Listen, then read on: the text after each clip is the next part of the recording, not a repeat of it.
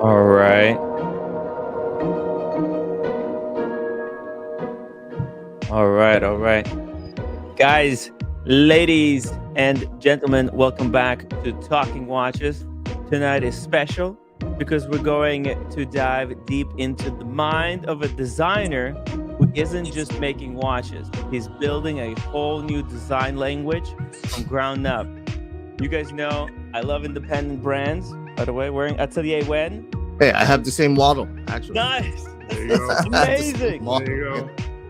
I love people who take risks, who sketch something crazy at 2 a.m. and then somehow turn the sketch into a piece of metal you can wear on your wrist. Tonight, we have exactly that. Flux watches have been popping up everywhere. Bold geometry, sharp lines, futuristic case profile, and the kind of watch that make you say, okay, who designed this? Well, he's back on the show, the Design Atelier, Jason. We're going to talk some inspiration, design philosophy, manufacturing nightmares, your artistic victories, and everything that goes into creating a watch that doesn't look like anything else in the industry right now. Guys, buckle up, grab your beverage of choice, get your questions ready in the chat because tonight we're talking watches with the designer of Flux watches, Flux Quadras, and trust me, it's going to be a good one. Welcome to the show, Jason. It's been long overdue. Thanks, Tim. Right? Thanks, Timmy. Yeah, we have two Tims here. Yeah. I'm gonna call him Timmy. Like, Yeah, one Timmy, one Tim G. Tim G and the Timothy Wright or Tim Long. right. Timmy. I always call him Timmy. It's like Tim Duncan. I always like Timmy. Like that's Hey. the first thing that comes to mind. Thanks for having me. It's been a while. It's been a while since I've been in any stream at all. You've been busy. Been busy. Yeah, it's been a whirlwind of 2 years working on this one. But yeah, I'm glad that we're here finally talking about it.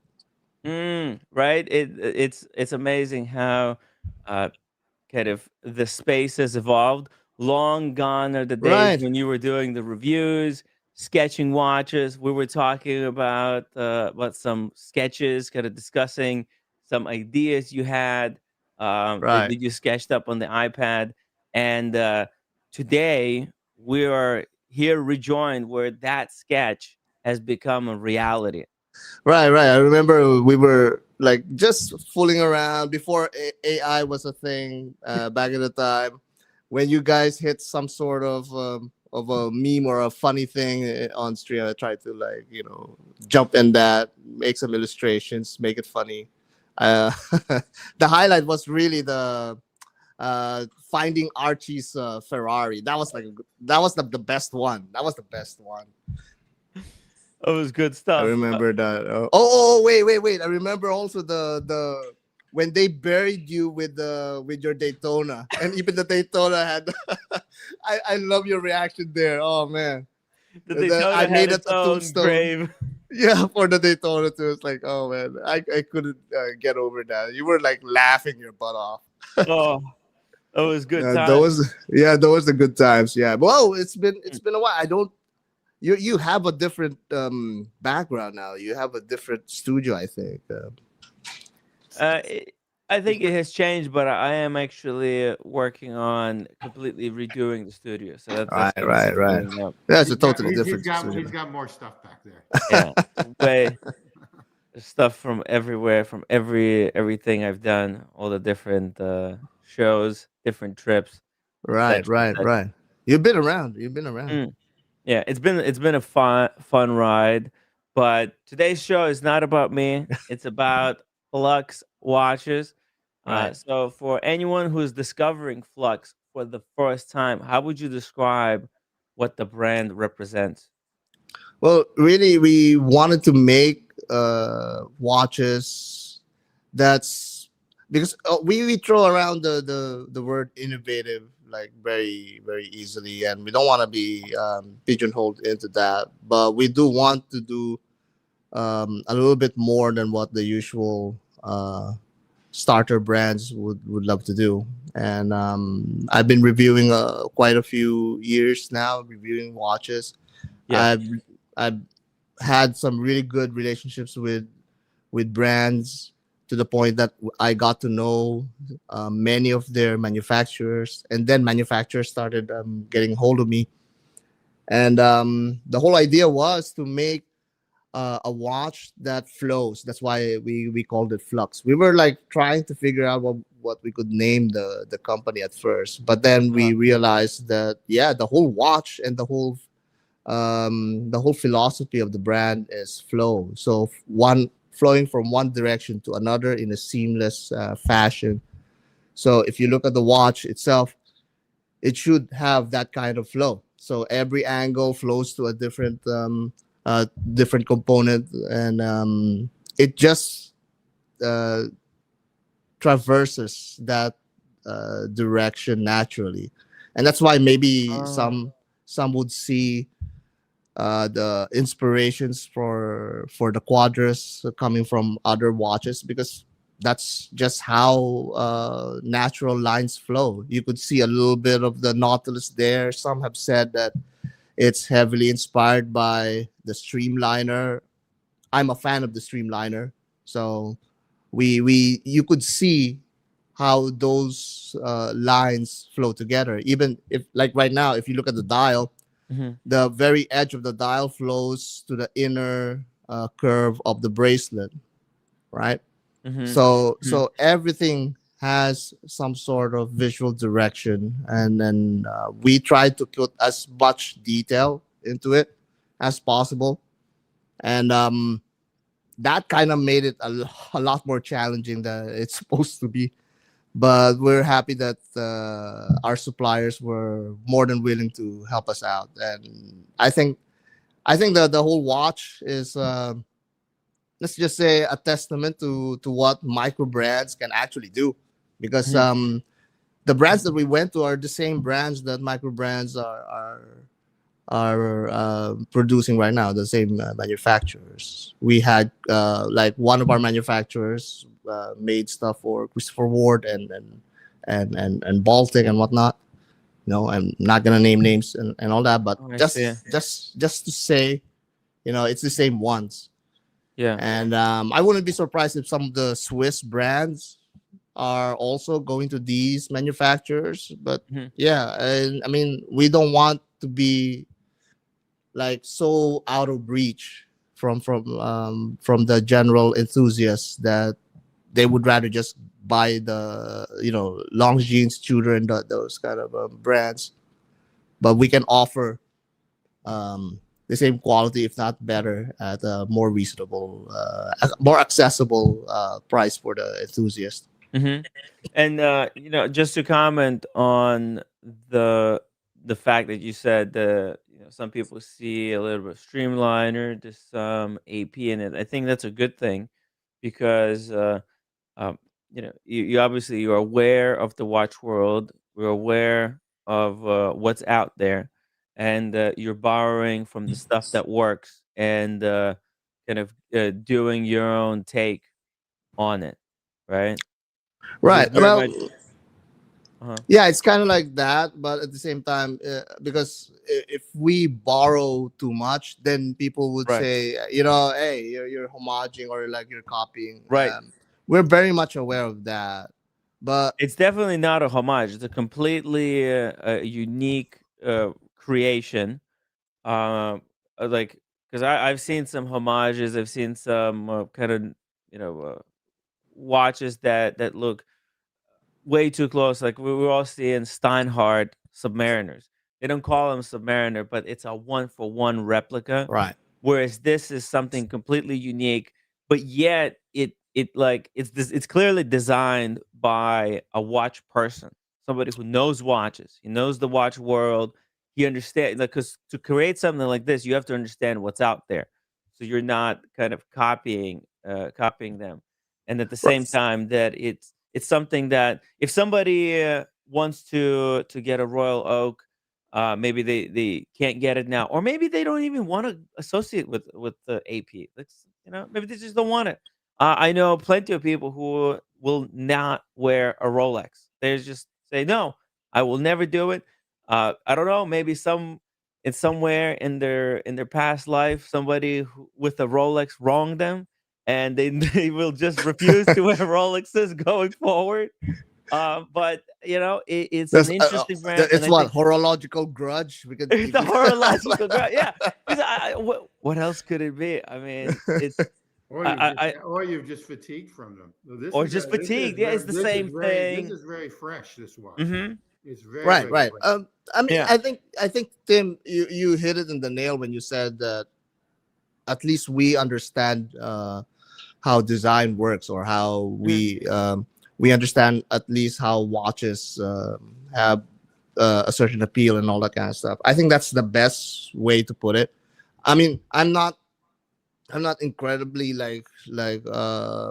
old, or a veteran in watchmaking. I mean, like, I'm fairly new to this thing, but the designs that we took for the Quadras, for example, I think those are the understanding of the design that we really used a lot more than being inspired by other watches. It's just that other watches, well, most watches, they follow a certain kind of line direction, a certain kind of profile, that it just naturally flows into that, and it naturally becomes part of the bracelet. It naturally becomes part of the case. Certain angles and certain facets just does that, and that's what we understood, and we tried to translate with the Quadras. I mean, like, I've heard also some people say that it's kind of divisive, and yeah, I understand that too. That's a lot of people are not so welcoming, let's just say, with to no shape dial, or to no shape watch. But I understood that that's how the line continued to flow from one direction to another, and that's how we came up with the Quadras. At the very Yeah. least, the main profile. Uh huh. And there's definitely a design language here that you guys have, and even the logo. It's got the same kind of angles in there. Right. Um, I tried to actually use the same angles there. mhm, So whenever you see like the pointed star, we call it the star of inspiration and all that. mhm, You could see it in the bracelet. You could see it on the sides. You could see it in the corners. So mhm. at least you could see those curvatures and those sharp angles, so that you can readily identify it as part of this. Yeah, like what you said, design language. Mhm. That includes the logo, the hands, and yeah, pretty much as much as possible of the watch. Fantastic. And before we get into a lot of nitty gritty, Hmm. just wanted to know how did you personally fall into watch design? Was it like a childhood inspiration, industrial design background, or like how do we arrive here? Well, actually, I'm first and foremost a comic book artist. That's what I grew up That's cool. as. You Hmm. know, I actually had a short stint in Chicago, a small Chicago publication published my work. That was back in the time, and that alone was like great for me. I mean, I thought that was like the highlight of my career and all Yeah. that. But in time, I mean, like being a comic book artist really isn't that that good of a career. Many have It is just say, rehashing the old stuff over and over in yeah, comic books. It's like they got the Superman, they got the Batman, and then it just goes circles, right? It's like yeah, yeah. they've redone the That's the story, Spider-Man man. 8 times in my lifetime.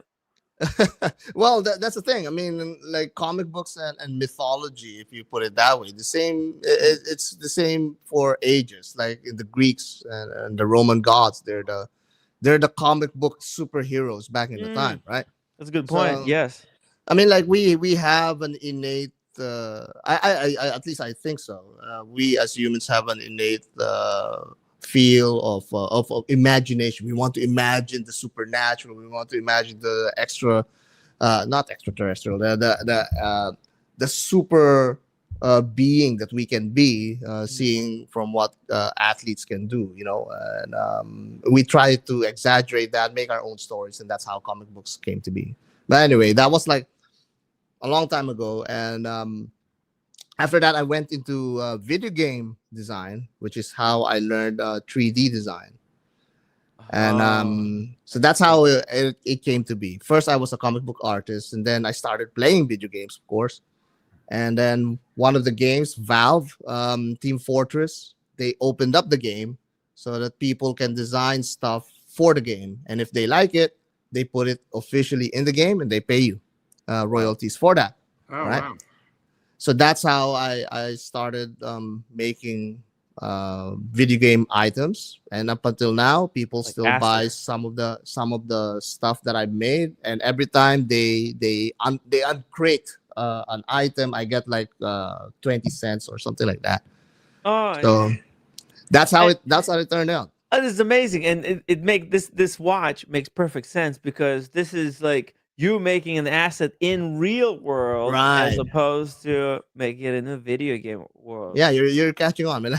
That's the thing. That's the thing. I mean, like, there's no. I mean, I've been creating stuff, right? Like with a comic book, I create superheroes. I draw stuff, but I never get to actually draw a katana or like what you call this, a cape or whatever I'm drawing. It's not really real. Okay. The real thing there's the actual comic book that I could flip a page on. Okay, that's Mhm. it. With a video game, also, it's a little bit more tangible. Now, people and I could play around with the items that I make. I could see it move, but it's still not the same when you actually make the thing and you could hold it. You could literally wear it, and you could even talk about it. And that's the difference with watches, right? Yes, Right there you go. So tangible.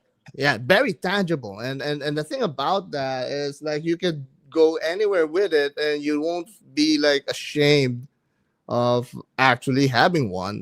There was a time when we comic book nerds, excuse me, are are ashamed of even talking about superheroes. There was a time. Yes, yes. It was. Bless you, bless you. Yeah, it's like a lot of it has been normalized because of what Marvel has done. Creating these films, right? Making the superheroes real.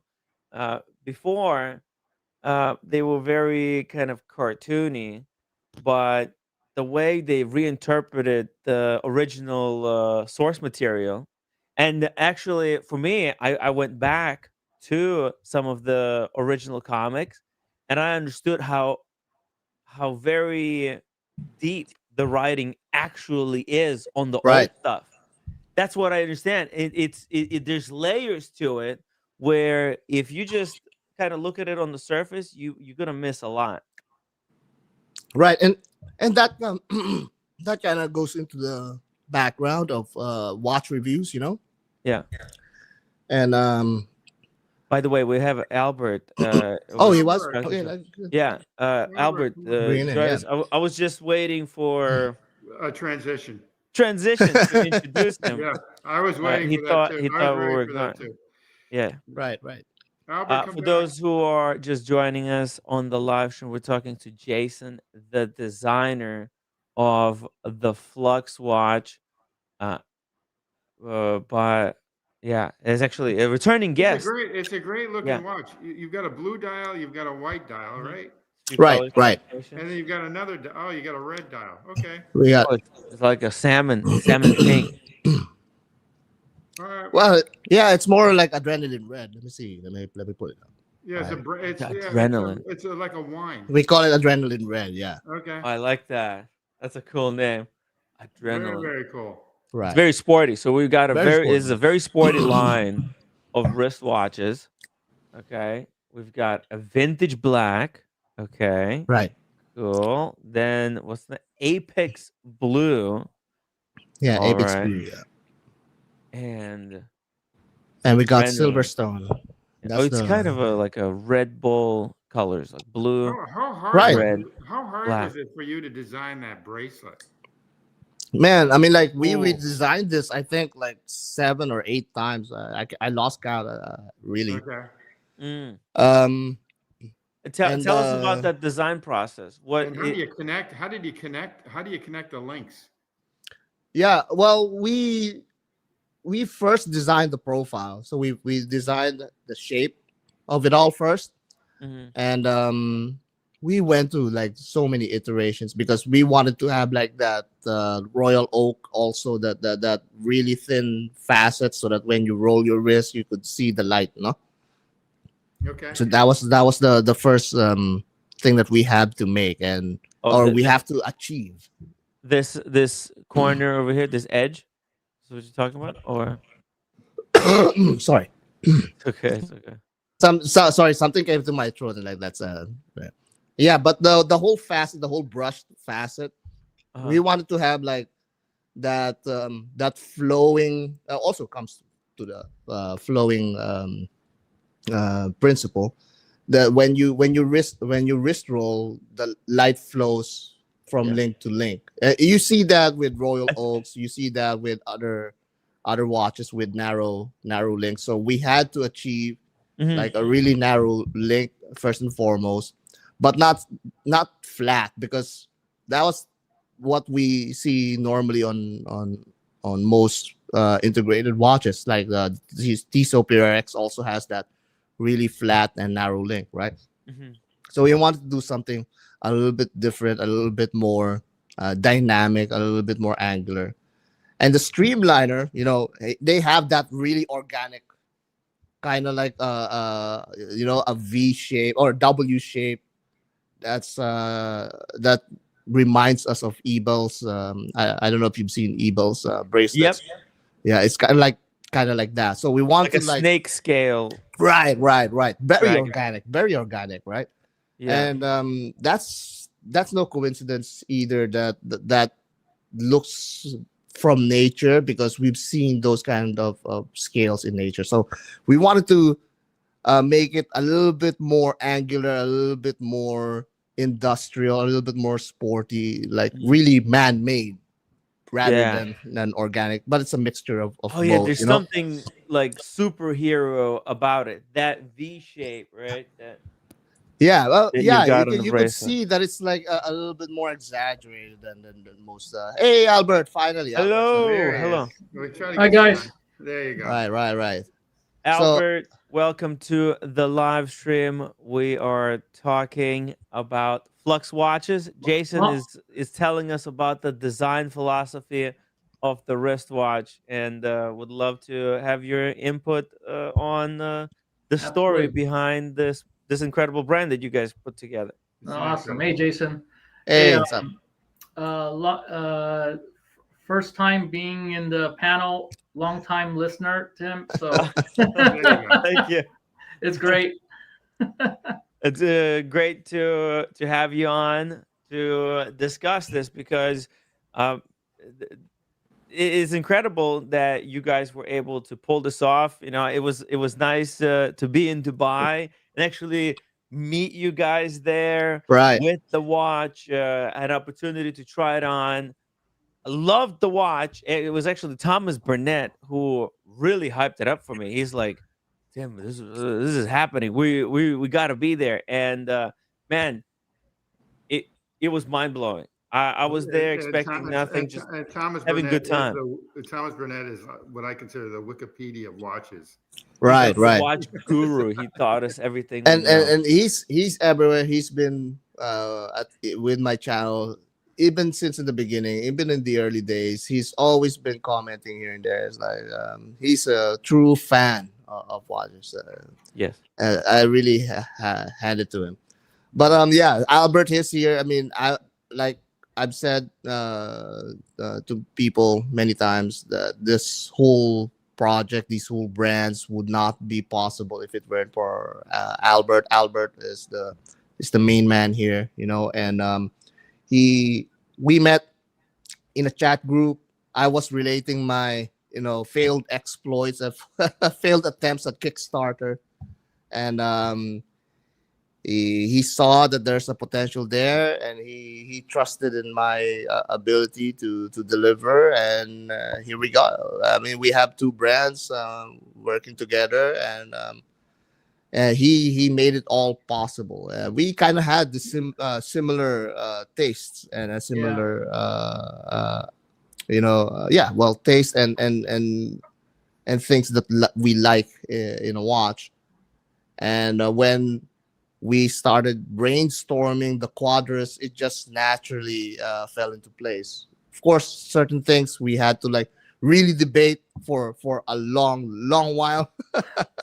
But but that's the process. We really want to make sure that every single facet, every corner was considered on this one. And Albert is a good collector of watches. He knows a lot of higher end watches, and he knows what the enthusiasts like, and that's what and if I'm the designer, he's the collector side of our brand. So he understands what collectors like, and he really pushes for enthusiasts to enjoy watches and that kind of stuff.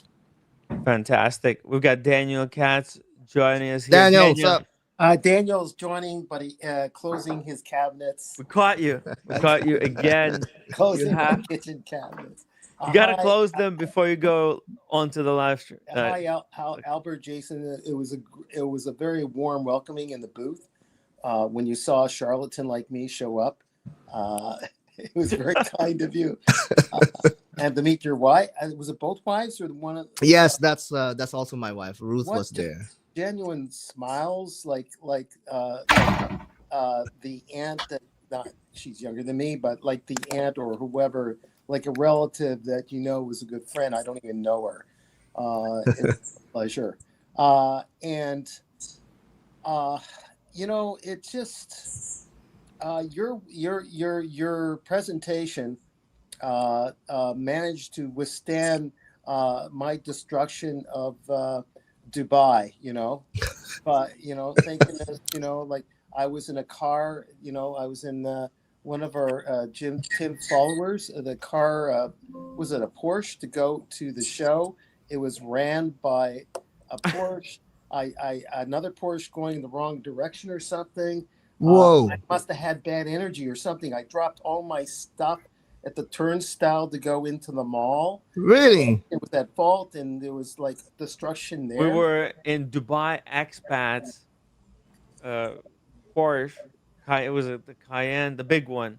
Uh-huh. Uh, The yeah, crossover. yeah. Yeah. yeah, and we got hit in the back. Yeah, Really? there's a part of the highway, or It was a not highway, roundabout. where you have to Yeah. go roundabout. Everyone has to go roundabout. In this car, another Porsche decided, no, I'm going to go straight through diagonally. I don't think Tim G would have liked it, like. But Not at all. yeah, and it just scratched. If it went a little bit further, there'd be no Daniel Katz to enjoy Oh. and Al's new watch. It was right where Daniel was sitting. Yeah. sitting, like his side of the car. He was hugging that door as well. Yeah. Wow. It was like 2 inches away from slamming into Daniel Katz's side of the car. Yeah, but maybe I would jettison out like seat A11 or C11. You know, maybe, Yeah. maybe a lot. I think you're sitting in the wrong car, Daniel. I don't know, but and more destruction. We shared an Airbnb. Not to be off topic, guys, but we shared an Airbnb. Us friends and frenemies alike, and they were great. But they managed to tolerate my destruction of bananas, eating only partial bananas and leaving them in the fridge. Bad habits. Daniel cannot where- finish a whole banana in one sitting. He needs multiple sittings. Like 2 Wow. or 3 sittings per banana. So he'll eat half a banana, leave the other half on the table, Yeah, and then he'll forget that he yeah. left the first half. He'll start another banana and he'll eat it to half point and then leave it again.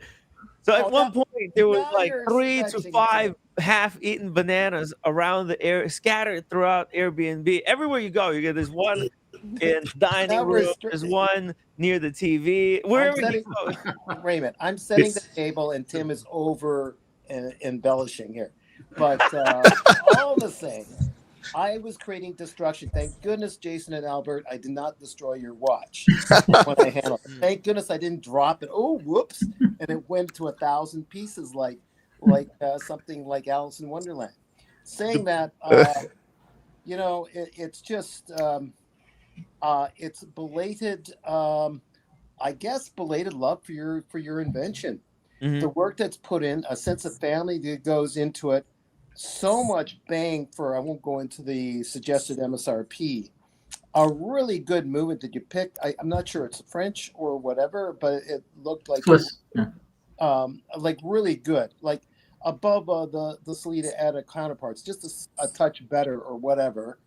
And then you also added some 3D printing into the creation of the rotator of the rotor, yeah. rotor, and how you did it. It was just really endearingly wonderful. Even you know, people that are major vintage watch collectors would be just so interested in what the story tells, maybe subconsciously or consciously, in the overall piece. You got a really good movement. You got the 3D printing, modern technology mixed in with vintage. The TV, the retro 70s TV case. That's the way I look at that. The retro 70s. I would live there. I lived in the 60s and 70s before the days of Tim Wright, before he wreaked havoc onto the world. and you know, I remember, you know, when Nixon was in power and John F. Kennedy was assassinated. I was a little squirt then, but those were the news. We needed that to deliver that, or you know, Masterpiece Theater was in those little TVs in black and white. For some of us that were lucky, we got Technicolor to watch. Right. So there's so much created in vintage with a non-vintage watch that you have here. I don't know if you know that, but you maybe subconsciously mix the two in there. The technology, the 3D printing, the bracelet that you can just any 10-year-old can push apart little parts. You know what? That's actually incredible. Isn't that something? That is incredible that it's that easy to get rid of a link or add a link. Right. You know, Right. That's something I'm surprised like the big boys haven't like done. How did you guys come up with this idea Do you have to a do? pattern? You guys have a I think pattern? I think that was an invention of necessity, frankly. So, like Jason was saying, you know, I'm a collector first, right? I've been a collector for years, and that always bugged me. Playing with the tools, stabbing your fingers, you know, scratching the bracelet, and like, oh man, you know what? I mean, when I really collected, right? I mean, we're talking about 100,000 plus watches here, okay? And Wow. so when you scratch that bracelet, it's not pretty. You know. So when I mean the whole point of this bracelet, and you know when I first met Jason, you know, and I knew Jason from his YouTube channel as well, you know, so I knew what he was about. And when he said, you know, maybe we can do something together, I'm like, yeah. And then we started talking and we vibed, And that's how we got together. And I said, you know what? I can bring that collector aspect to the thing, to our venture. And I think that's the combination that really brought this forward to what you see today. It's not like you have, like a lot of micro brands or even small independents. It's a one-man show, right? Or one-woman show. And they have their vision, which is great. But what I saw in the pieces that I had and what was missing was something that came to fruition now, and what you're seeing now is like everything that I always wanted in a watch, right? We try to put into this watch. And that's why you're saying, oh, wow, it's great you did this, or you have some vintage. Well, we did because we needed that link to the past. And that's where I had this kind of design, is that there was a link to the past, but then now you're seeing a kind of a retro futuristic look. And so that brings it forward. So all that was intentional, and that's the reason. But it's also polarizing to a lot of people too, right? This isn't your typical watch. I got news for you. Yeah. You talk to the best. No, I'm not in that league. I'm not in any league. I'm bargain basement. But if you talk to any comedian, top comedian, the best in the world, or top writer, let's say who I can't think.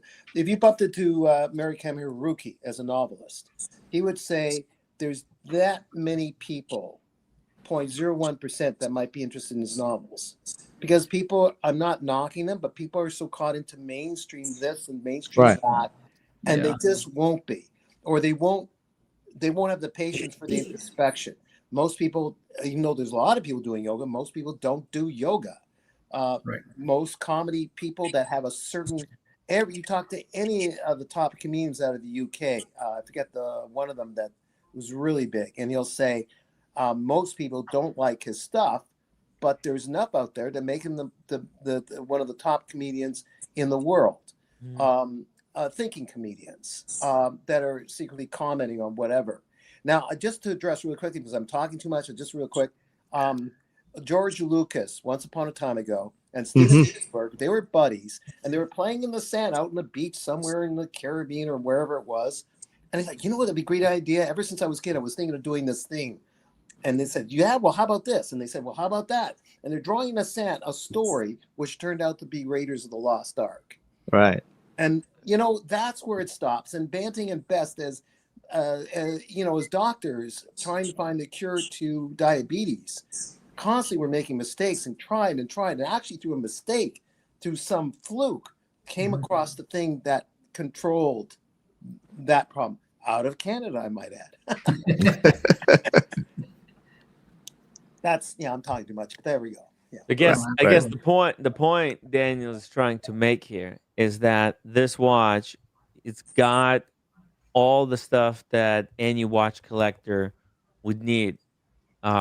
It's built by collectors for collectors. This could be your only watch, technically speaking, if you. It could be the one done. So let me ask you: each one of those links can be taken off. Is that how that works? Yeah. Right. 5 on each side. 5 on each side. 5 on each side. And then what does the clasp look like? I have one here. Is the clasp adjustable also? Yeah. Yes. Yeah. It's a double leaf spring clasp, like your RMs, right? But it has a micro adjust on each side. Button push. Great. Oh, here, That's hold awesome. on. Wow, you guys really thought of stuff. Wow. Jason, the way Look at that, you see it? class reminds me of some movie, karate movie, where someone unclicks 2 swords for battle. Oh yeah. Wow, that's incredible. That's beautiful. Magnificent Seven and like the 7 Samurais. Yeah. Oh, you do. How long did it take you to make that? Think about making a bracelet like that, where you can just push the button. Well, I have experience with IWC. We carry JLC watches in the store, and I know that they have like those push buttons on some of their links, but they're not really finger friendly, so you still need a tool for that. Yeah, they're not finger friendly at all. They're not. Especially the clasp, in my opinion. And the clasp JLC has, but it's friction pull, so it's not really elegant surprisingly for a JLC. So we want to say, okay, what if we can do that with with uh, with both sides of the class? We could add a button there, quick micro adjust on both sides. It's like, okay, we tried that, and our manufacturer also pitched in on how to do it, because my initial design was really different on how the mechanism would actually like lever style flip inside to unlock it. But they said, yeah, that's elegant, but then through wear and tear, it's not gonna fly. It's going to get loose, and because of the notches, the metal is still like going to like um make the holes a little bit bigger in time, so it's not gonna be sustainable. So they helped us out with the mechanism inside. Yeah, well, And that's a big deal. I mean, my kudos to you guys for that. I mean, that I have not seen anything like that. Okay, so my kudos to you. Is the crown, is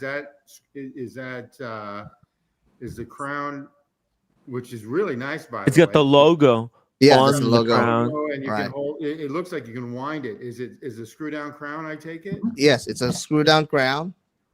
And Okay. you can also we also added an indicator so that you know that I've seen this so many times. I think I wrecked like two watches at least because I left it like open, two Seikos and whatnot. So having like a crown indicator at least warns you to, screw down your crown and Yeah, a couple of the brands help I you know out. a couple of the brands I know do that. Yeah. And I like the idea that it has no date because it's clean, so it's Oh, very symmetrical. Albert would love. Albert, you I'm a no and date you guy. have the same taste. Yeah. I don't. He's- Supposedly 80% of people that buy watches want a date. That's the reason why they put in a date. I'm one of those That's 80, cool. but yeah, I know Albert was the one that's always telling no date. Like even like on everything, even a GMT, if it could be, yes, sure. I personally, I need I'll eventually need a date. Otherwise, I'll never get married again. Okay. Well, that's kind of a good thing too. So. Yeah. Exactly. Exactly. But that's the thing. I mean, like you see, he has the taste that Albert has. I mean, like I know many people understand that I designed the watch, but it's not just me. I mean, a lot of the design, like a big chunk, came from Albert, and we're constantly talking to each other how we can improve stuff, how he can make things better. You guys work together at the store you guys are at, or the business? No, Tell him, Albert. Jason, tell him how we work. Okay. Yeah, okay. we work through WhatsApp, only WhatsApp. Okay, all right. The first time Are you guys in the same country? No. no. Okay, all right. Ray's there in the house. He knows. Shout out to Ray. There you go. Jason, Ray- so glad you leading this bunch of pirates. Right. There you go. Ray knows that I live in Aruba in the Caribbean. Oh, So- that doesn't suck. That's really nice. Well, yeah, That's really Yeah. nice. it's nice to be here after a few months, but like after a few months, you Well, you get feel that a it's rainy, really small. you get a rainy season. I was just thinking about this where I was just talking to my Florida friends. We didn't get a hurricane in Florida this year. That's like a big deal. So yeah. I mean, so there was no hurricane. But in any event, let's go back to watches. Albert? Where are you then? I'm Are in you California. Okay, all right. Yeah. Well, Aruba, California, they're about the same, right? Wow. California. I'm Maybe assuming more you're in- cactus. Yeah, I'm assuming you're in Southern California, right? That's right. Yeah. Okay, Yeah. all right. You're right. All right. All right. Are you in L? I mean, I don't want to dox your address, but are you in LA or are you down in San Diego? I'm in between. Let's put it that way. Oh, you're in Newport. You're in Newport, like Newport Closer. Beach area. Yeah. Okay. Insuleta, Yeah. Insulita. All right, got it. All right. Yeah. Very nice. Right. Very nice. I mean, the only difference is one has traffic and one doesn't. But other than that, Yeah. That's true. And then the thing is, like, we all of this work was just through WhatsApp. We've been like if you look at our WhatsApp threads, like gigabytes worth of chat and pictures of back and forth. And the first time that we actually met was in Dubai. That's right. Wow. That was the real first time that we actually met. We've had video calls, sure, So, but that was the first so time. Daniel's Incredible. like an expert on movements. What's the movement on this watch? Le Jouperet Oh, G101. wow. Yeah. Oh yeah. Yeah. I've This been Daniel happy. Katz approved. Daniel Yeah. always raves about the G101. The G100 originally, but the G101 is very close, and it's a mixture. It's a hybrid of Citizen bought out Jus de Paris, so there's some aspect of Miyota, but good quality with Jus de Paris that assembled it. Right. The Are movement. they easy to work with? Just for curiosity. I mean, is there Yeah. like Well, there's got to be a curveball here somewhere? It's a very serviceable movement. Yeah. Okay. and the thing is, like, we went with Le Jus Puree. Initially, we had ideas of having Miyota or even Celita. It's Celita, right? But I think Yeah, that Salida was first. Yeah. Yeah. Miyota, but I think the high end Miyota mix was Jus de Paris and a Jus de Paris rotor, etc., etc. Yeah, but the thing is, like, when I compared the two movements, it's miles apart. I mean, Le Jus Puree, I don't know what they do with their movements, but the rotor spins much smoother. The winding is a little bit crisper. You could feel it. You could see the Yeah. difference. Is the rotor unidirectional or is it bi-directional? You know? Fine. It's bi-directional. Yeah. Okay. Nice. And it's got 68 hours of power reserve. Right. Wow. That That's a is big deal. That's a big deal yeah. there. Yeah. That is a very good like power reserve time. And 3 days. in all due respect, how did you find that? How did you decide on that price point? I mean, obviously you've got to make a profit. I get that. You don't have to tell obviously the profit margin or whatever. But why not make it like $7,000 or why not make it $10,000? Well, to be totally honest, and I don't know if Albert wants this out there, but I actually wanted this to be a little bit more expensive. He's the one who pushed that this be around 2,000 or so.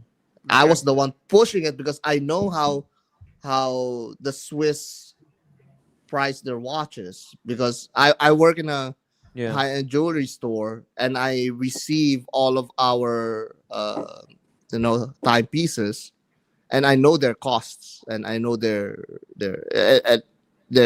pricing. Well, I'm assuming with the Swiss, when you go to the jewelry store or the boutique that you're in, it's a 2x business, right? Like clothing. More. Oh, it is? More. Much Okay, more. There you go. Much more. Okay. About 10x, I think, in watches. Well, that's Okay. actually, in a way, one of the reasons why we priced it this way, because Jason does know the pricing, and basically we took out the middleman, right? Yeah. We took out the dealer, so you have that price point.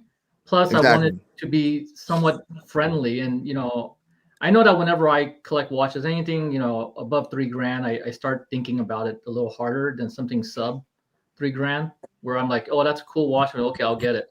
So, so that's the reason for the arrival of the. I mean, price point. a stainless steel watch costing $15,000 now is nothing. I mean, Right. that's how crazy. That's Yeah. crazy right now. And it's gonna get worse, obviously. I mean, Yeah. where gold is and where silver's at like $42, $50 now an ounce, somewhere in that range. This stuff, unfortunately, is going to just be more and more expensive. I mean, how do you keep the cost down over this 3 months, 4 or 5 months, 6 months? Keeping the cost down on this thing to produce? I mean, I'm sure you have cost overrun. Yeah, that's a tough part.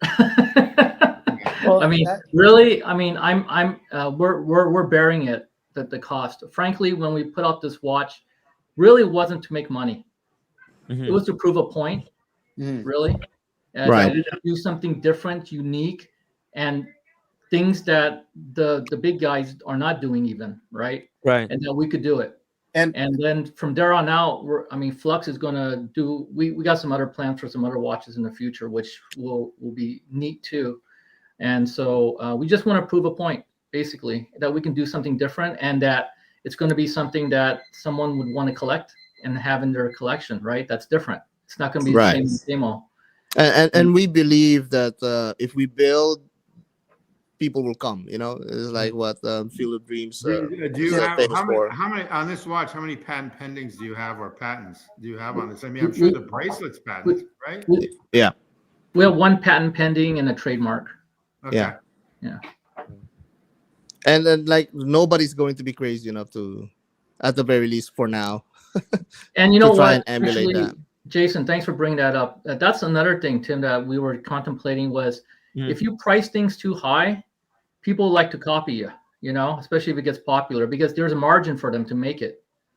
And my biggest fear when we started a brand, and this goes to your title, Tim, is that how to build a brand is that we didn't want to be priced too high, no matter how nice and crazy it is, because people are going to copy you. And that it's just not a good feeling when well, it's kind of a compliment, I guess, but it's also not a good feeling that someone undercuts you. And so that was very cognizant of me as a collector. And so we priced it to the point that you won't even want to entertain the thought of trying to copy us if you want to try, because you can put as many patents on this thing, someone's going to still copy you.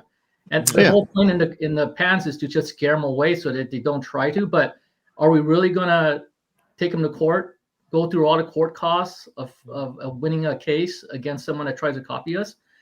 It's a lot of money to do that. Well, not only that, but you can you obviously can bankrupt anybody. I mean, that's what they would want anyway. So, exactly. Right. Yeah. Okay. Yeah. Yeah, and also one of the key points is that when it comes to these kinds of watches, like Albert's crazy. He said, "I just want to break even." Okay, well, no, we need continuity, right? And I think it's unfair for us to charge the same way that the Swiss does, especially when they have their heritage and all that. I mean, we understand we're still a new brand, and hopefully we build something not just different, but we build something that's really cool, that you be happy to gift this to your dad or gift this to your special someone, and let them keep it, let it be their daily driver. We don't mind. If there's someone out there that beat the living hell out of their Quadras, send us the image and we'll promote it. Like, you see, it endures time. It's something that you'll be happy to wear. That's what matters. I mean, Jason and I, we want this in every collector's hand, not just for the people that can afford it, right? Right. So the vast majority of collectors, they can't, or enthusiasts, right? They can't afford all the watches that are out there. And so we wanted something that was unique, that has all these key traits of all these luxury watches for something a little more affordable. And that was my primary goal. And you do have approved by one of the most famous people on this planet, Thomas. Hello, Thomas. Thomas Burnett. Hi, how you doing? I don't want to take anything away. Please carry on. It's been very interesting so far. Hey, who's that pirate at the back? Who's the pirate at the back? Ray. How you doing, Jason? How you doing, Albert? Good to see you. Yeah. Great to see pirate right there. It's great to see you actually discussing your watches. It's great to meet you in Dubai, Jason and Albert. Oh man, it was fantastic to actually finally meet you after all this time. Yeah, we finally met, Thomas. That was a milestone right there. Yes, that was absolutely wonderful. I was just wondering, I wanted to put a question to Albert. Was talking about people copy designs, and when you get to people will inevitably copy you when you get to a certain point. Were there any? I saw yours. I was astounded when you showed me, Jason, that you'd done the majority of this design on an iPad. Absolutely blew me away. There's no hardcore computers or anything involved. It was a stylus and an iPad. You did your sketches, preliminary sketches. You worked through. You showed me them that you worked through from scratch, from your initial ideas and the initial ideas you'd had about what you did. All the designs for the case, the bracelet, everything was done on an iPad. Absolutely blew me away. I was just thinking, you've done a lot of reviews on your channel. Were there any aspects of any sort of watch that you'd reviewed in the past, or any watches in Albert's collection that maybe gave you some inspiration? Well, the thing is, this watch, particularly the Quadras, we already had I already had a drawing of it like 2 or 3 years ago. I think Timmy saw that too. I did. Yeah, I did. It's here buried in my iPad somewhere, and that was before I had the 3D app in the iPad.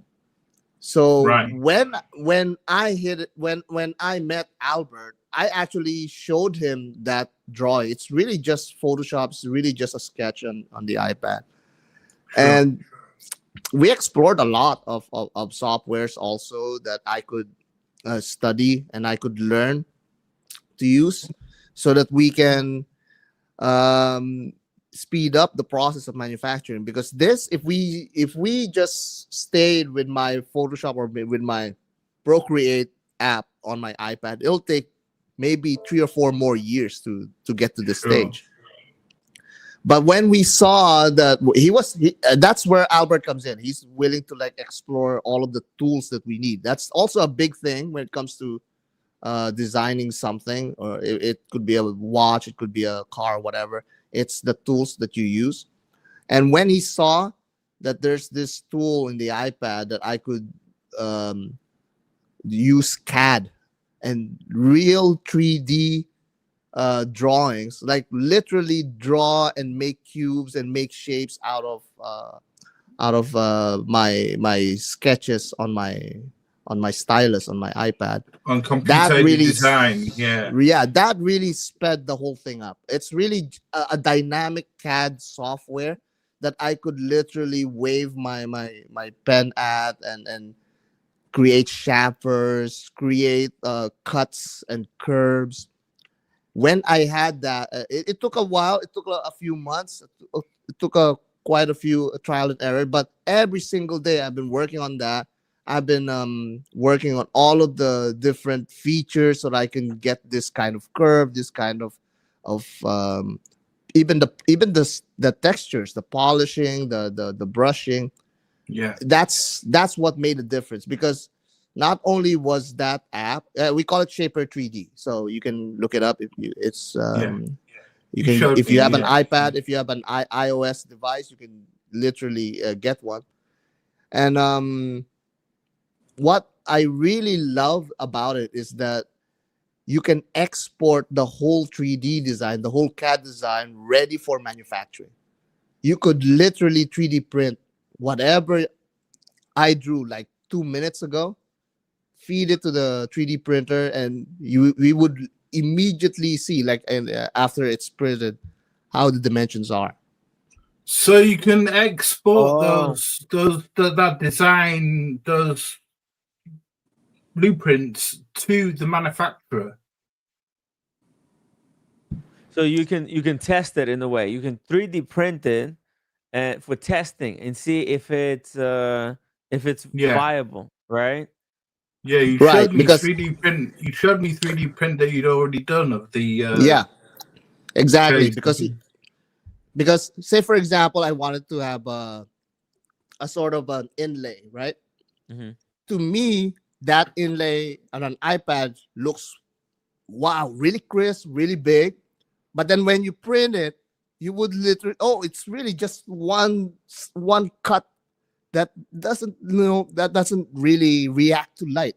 It's so shallow that there's no shadow that goes over it. So now I can go back and make it a little bit deeper. So you see, that's the benefit of having it like 3D printed, because when you draw something on an iPad or in any screen at all, it actually creates an illusion in your eyes, because you think that it's actually really detailed because it's so big. You could magnify it, but then when you actually print and see for yourself how it is when it's manufactured, it's totally different. And sometimes some of the details are lost.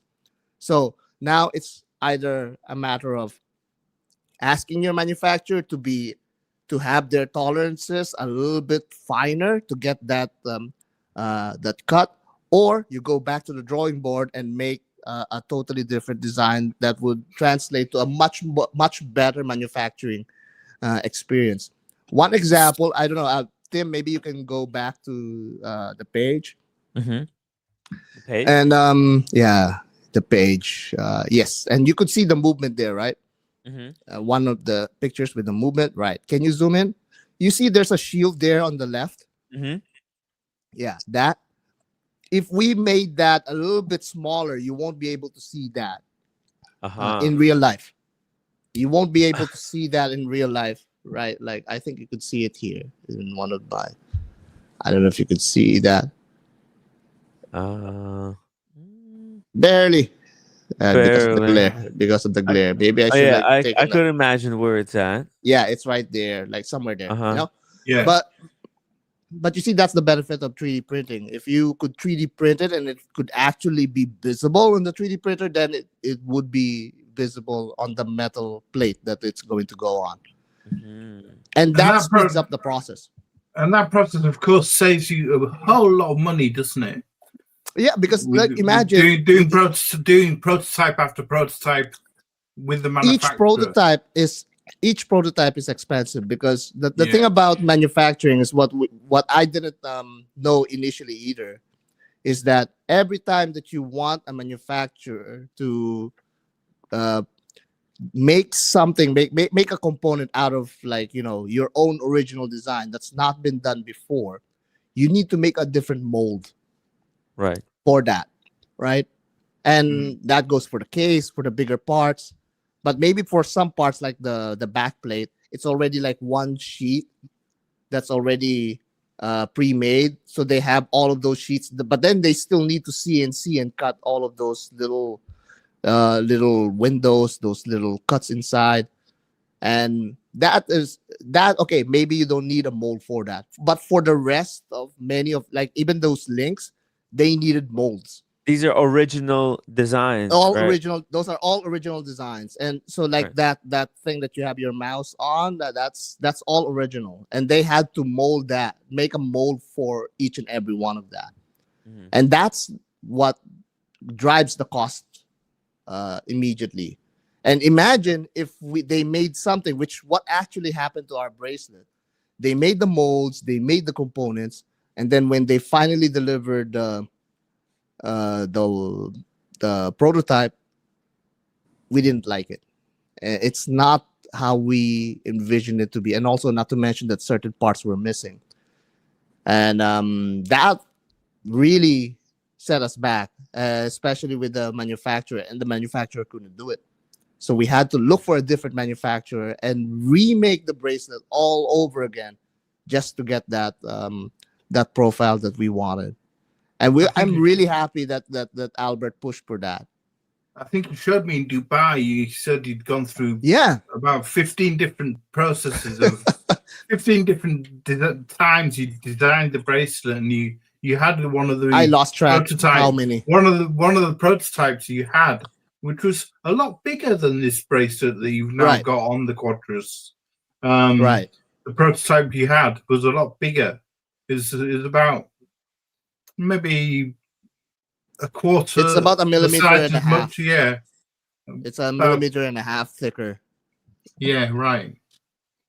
Yeah, so but I mean, I've waxed lyrical about this bracelet on my stream as well, and I think everyone is in agreement that it's amazing. I just hope you've got it patented, and Yeah. I believe this is a kind of bracelet that I believe you could sell to another, or the modular system on it with the modular links. You could sell to another manufacturer.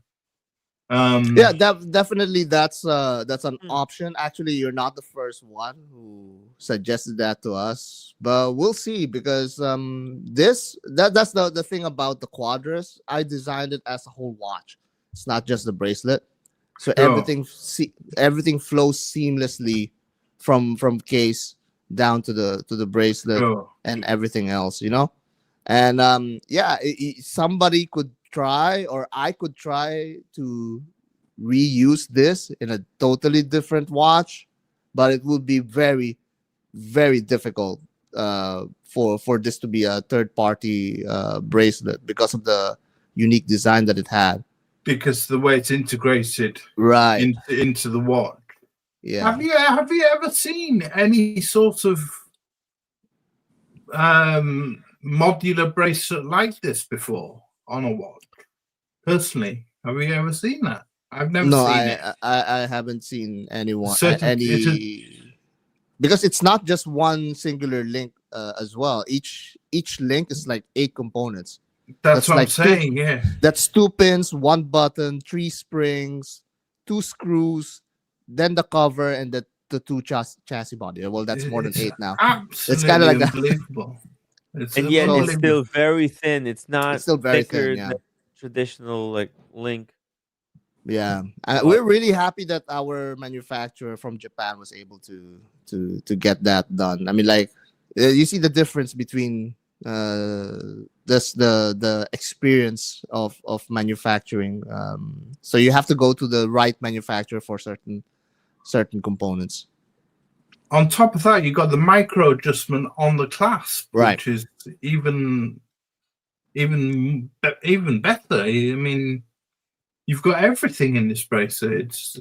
I mean, you can wax lyrical about the bracelet, but tell a little bit more about the case. I mean, the case, you've got the floating indices, you've got the Fume dials, you've got the crown with the red indicator that tells you when it's hand stack. Yeah, the hand stacking. Yeah, somebody in the comment section was asking for that. Are the indices like are the hands under the indexes? Yes, it's under the indexes. So the minute and the hour hands are under the indexes. So we literally like raise the indexes above it. But not only that, the seconds hand though is on top of the indexes. So there's like that really cool dynamic, totally unnecessary aesthetic, but it's nice to see, and it also shows how one of our manufacturers are able to get something technical in the assembly process for them to achieve that. So they literally have to make sure that they set the hands, they pop up the crown, put the bracelet on, not bracelet, the indexes on, and then make sure that the second hand doesn't hit those indexes for them to assemble that. Very complicated because the tolerances are really tight there. Yeah, that was like a big battle also, because our manufacturer didn't want that. We're making their life harder. It's a very three-dimensional dial, isn't it? I mean, you've got this ring of indices which aren't embossed onto the dial itself. They're a ring, aren't they? Which raise above it's the a dial. glass. It's a sort of not glass. It's on this level, this transparent level that we put on top of the dial. They actually cast a shadow onto the dial, don't they? Which is really interesting, really nice. Yeah, because we didn't want to bore any holes on the dial other than the logo, and we wanted to make sure that you could see the whole dial at some point or at a certain angle. So if we ever put some sort of artisan dial in there, then you could see the whole thing without the Sure. indexes, without the indexes being over them. Although these indexes are thin and high enough, so at least you still have that dynamic parallax going on. You could see the shadows, like right there, what Tim is holding with his image. Hmm. You could see all of the shadows in there. Yeah. And that enamel dial is 6 layers of enamel over that texture.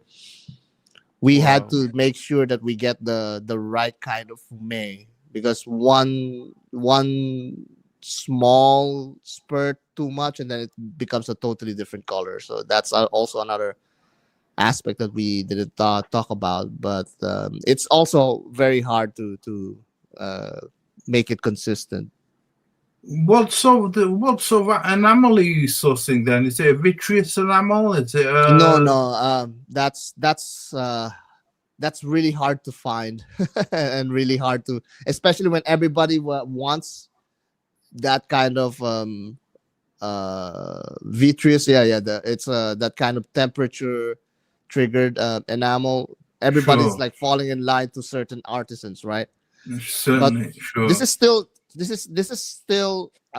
heat treated, but not vitreous. It's like let's just say a step below that, but it's not cold either. So that's why we call it flink enamel. I think Albert can explain that a little bit more when he comes back. But that was the whole thing about that. It was hard to source the dial, because everybody was lining up to these artisans, and now we're stuck waiting for how many months to get one, and not to mention that we want to go into production already. No Kickstarter, no fundraising, and all that. So we had to find ways to get that enamel done right. Hmm. Yeah, it's a real. I mean, I presume there are quite a few different enamelists out there, but they're few and far between, I would imagine. Right, and the thing is, we actually wanted a little bit more higher end. Albert wants that, but yeah, maybe soon we will get that. We did connect with a lot of dial artists during the show, which is great. I was talking to Tim, so now it's just a matter of following the leads. Yes. Yeah. Now we have to follow the leads.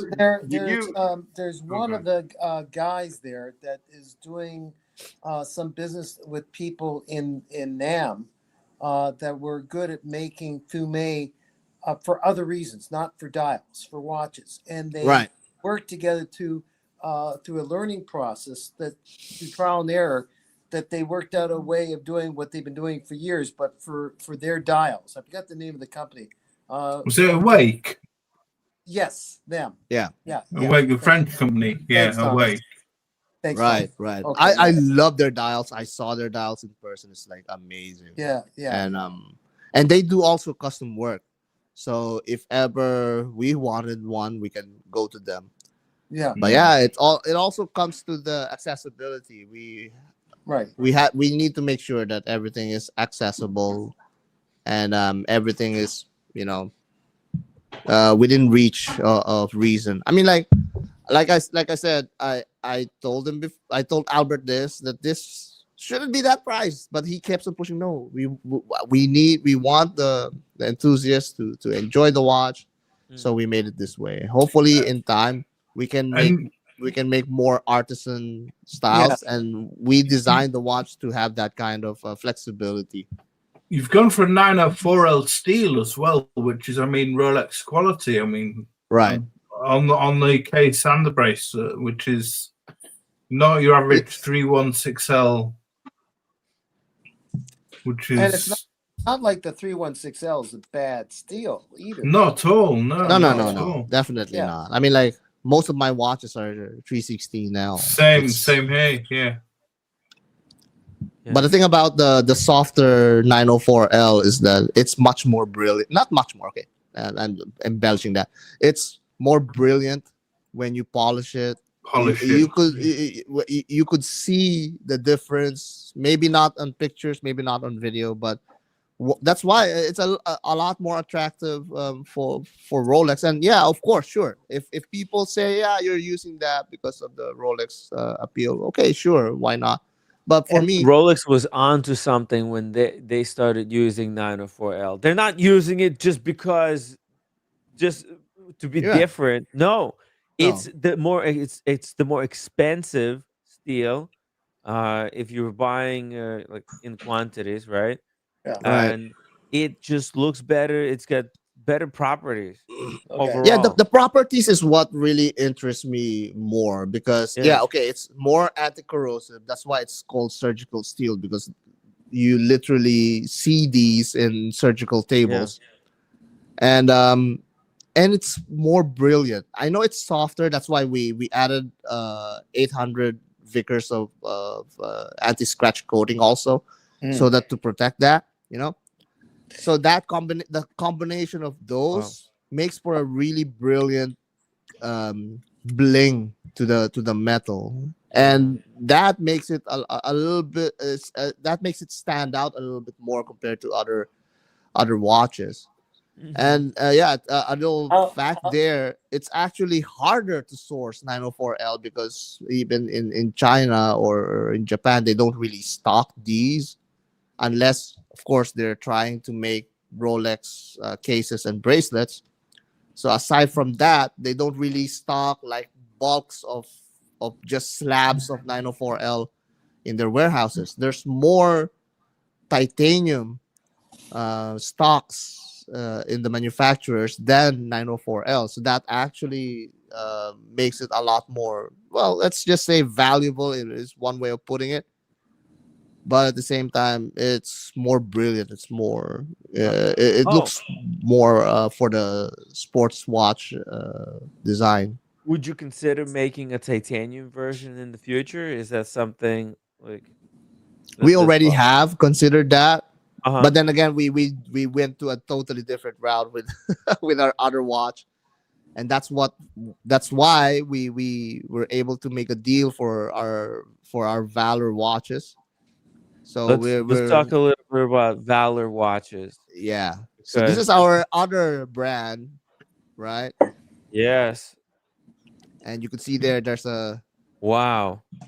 and this is grade 5 titanium. So we made use of the stock of one of our manufacturers, and they said, hey, we have like a lot of grade 5 titaniums, let's make a grade 5 titanium watch. What's, So what's here the we go. difference? What's the difference between grade 5 titanium and I think grade 3 titanium?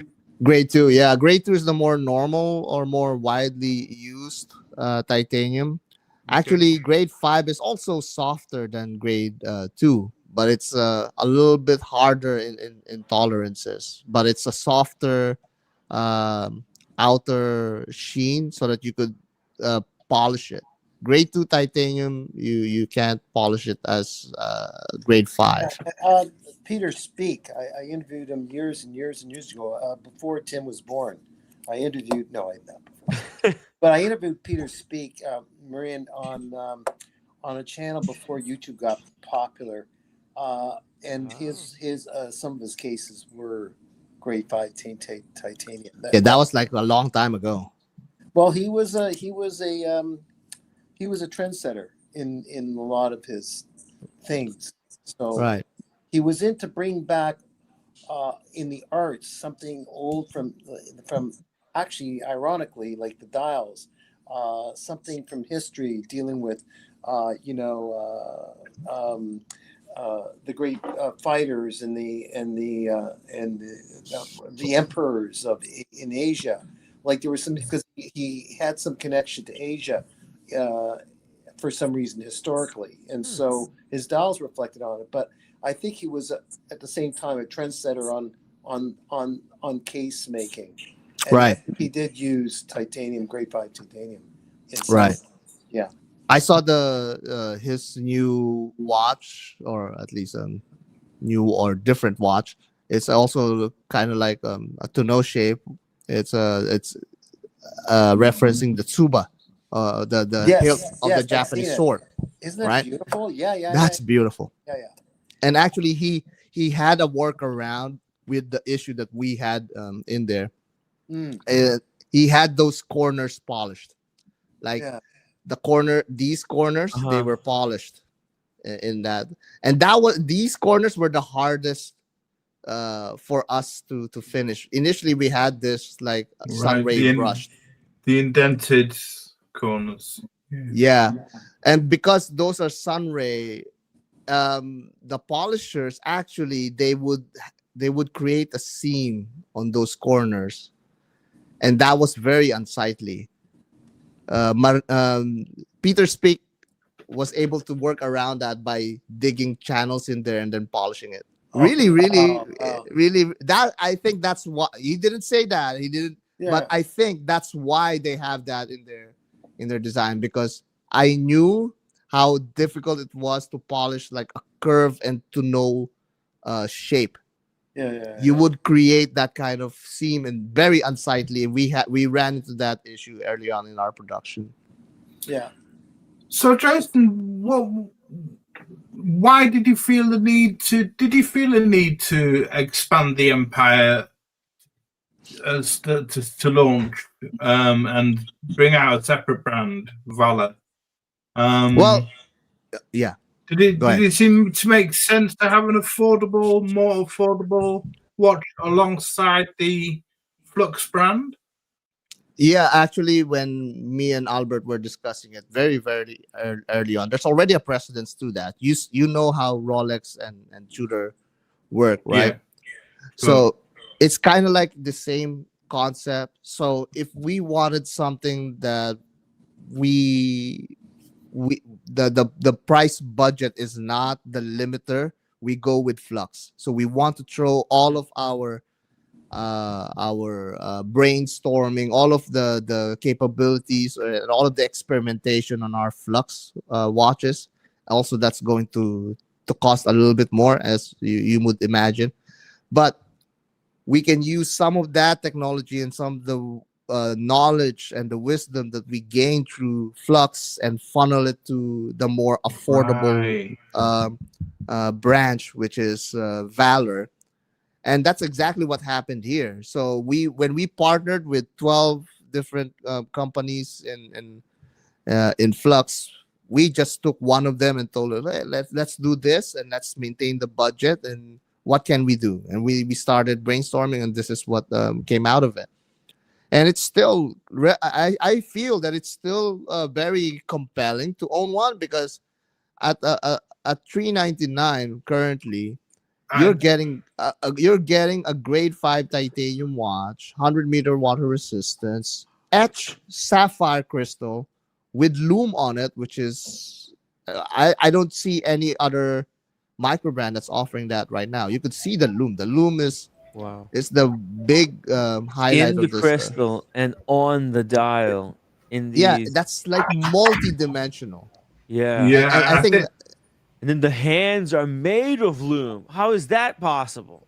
I think the price point is amazing, Jason, that you have achieved for the Valor brand. It's and that's 369. also the surprising byproduct of dealing with manufacturers. When we're able to deal with the manufacturers, and we have the confidence and the trust that we built with each other with Flux, they were willing to work with us a little bit more when it comes to Valor, and that's why we can offer it at a much lower price point than even our competitors.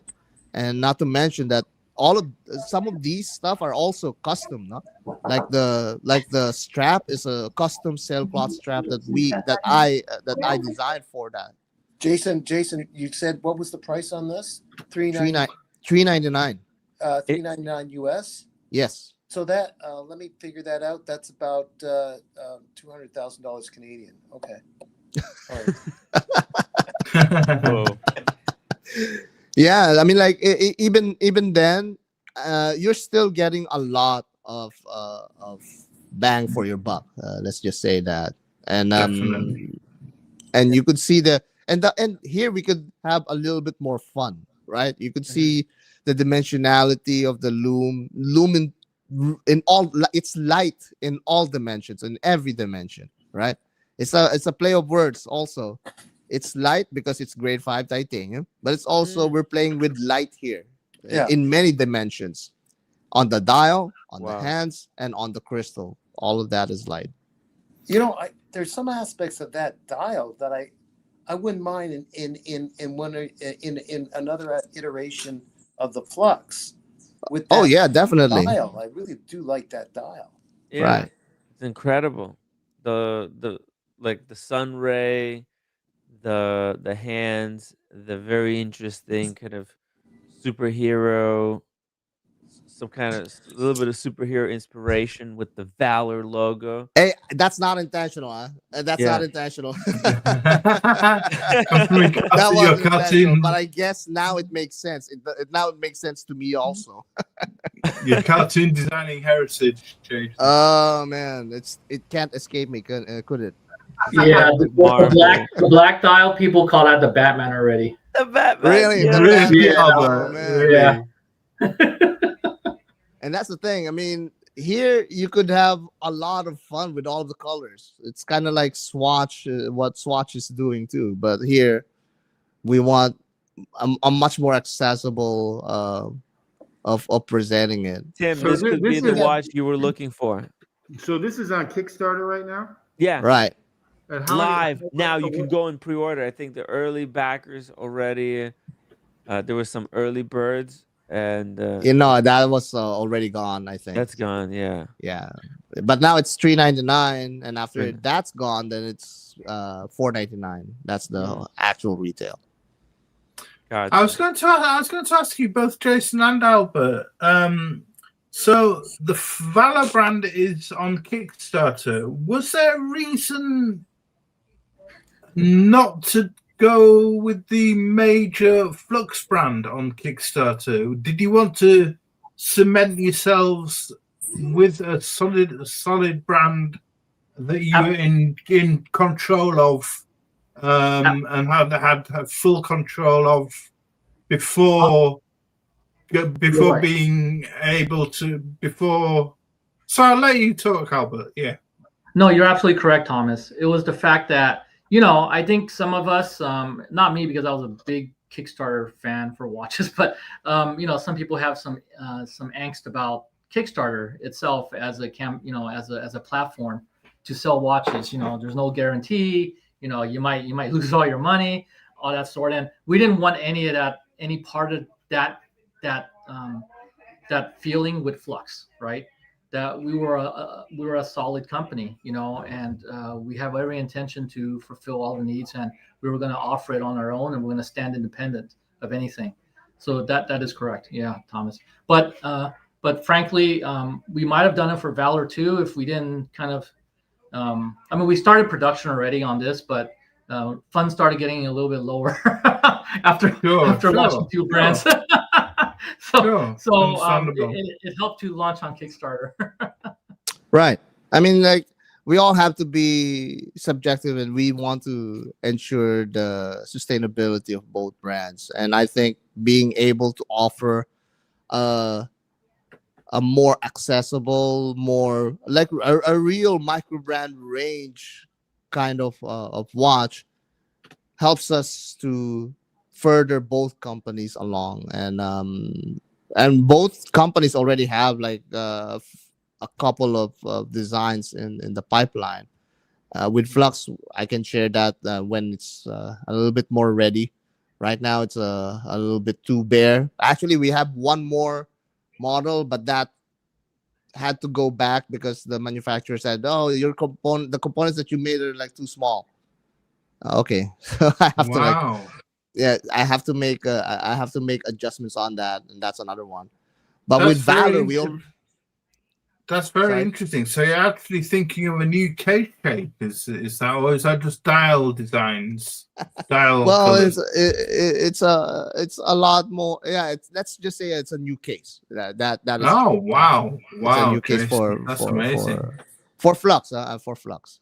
Yeah, wow. For Valor, we have totally different. Like what we have three, right? Albert, Yeah. we have three. Yeah. We have three other models already in the pipeline. So you'll Three probably solid see that in 2026. Wow. You know the problem with Jason, right? He designs like a fiend, and so I can I'm imagine telling you, I mean, like, the more time it goes on, the more, and so we just can't get enough designs out there, and we can't develop them fast enough. yeah, we just need, if people have the support, if they come, well, I can continue designing, you know. And imagine if I work on this full time, and Yeah. it'll be insane. So But it's a recipe of disaster because, like, you know, again, I'm a collector and I have all these nice, you know, cool watches that I like, and I said, you know, it'll be cool if we do something along these lines. And guess he turns around, Jason turns the designer around and develops another watch. yeah, well, like, that's your feed off catchphrase. each Wouldn't other. it be cool? It's like, every single day. Okay, there's another one right there, but then I can't help it. It's kind of like it becomes a challenge. Yeah, actually, I can do that. And when there was a time when Albert said, "Wouldn't it be cool like this?" Like, oh, but I already designed something. But you know, I can't say no because no, we can't do that because we actually can. So I ended up like designing a whole different watch on top of what we have here in Valor. The manufacturer said, let's produce one first before we go to the next one. Yeah. So That makes sense. Albert, what input? Do you actually have any input on the design? Do you hold the reins on Jason and say, you know, hold on a bit. I'd like to have a say here, or is Jason just free to run with his dreams and design what he likes? Oh no, yeah. Like I said earlier, Albert has a lot of input on all of our watches, Right. Flux or Valor. He has a lot of input. Right. It's, let's just say this: I lay the groundwork, and then he moves the pieces around. Well, the no date is obvious, right? Well, there you go. Yeah, the The no no date came date. from him. See, no date on this one Yeah, you see, no date on this one either. So that's Albert right there. until the GMT comes out, Right. Jason. Yeah. I get a pass with the GMT, but it has to be at the 6 o'clock though. The GMT has to be. No. Wait. We already discussed that. I was thinking of a different way of displaying Right, the you're gonna date. display the date But differently. okay, but we'll hold on to that. You see, like even here, we're kind of like discussing stuff. Yeah, you're brainstorming. No. I love it. Yeah. No. Yeah, that's the Great. thing. I mean, like sometimes he's the one who comes up with ideas, and I tell him no, I can't do that. But then I end up doing it anyway, and then another idea sprouts from there. So- And then Off the wall question. Inadvertently, you draw respect and reverence from other people, Mhm. including established watchmakers, like famous watchmakers, the people we revere. And you don't know them, but some of them are very welcoming, and they see someone that came out of the fix, with the handicap of not going through watchmaking school, that made a real stab at it. And they come over, like, who knows, maybe even Roger Smith, they're just on their time off, say, hey, have you ever tried this? I like this, but have you ever tried this or that? Like, not being condescending, not being patronizing at all. Like, it's, oh, you're one of us now.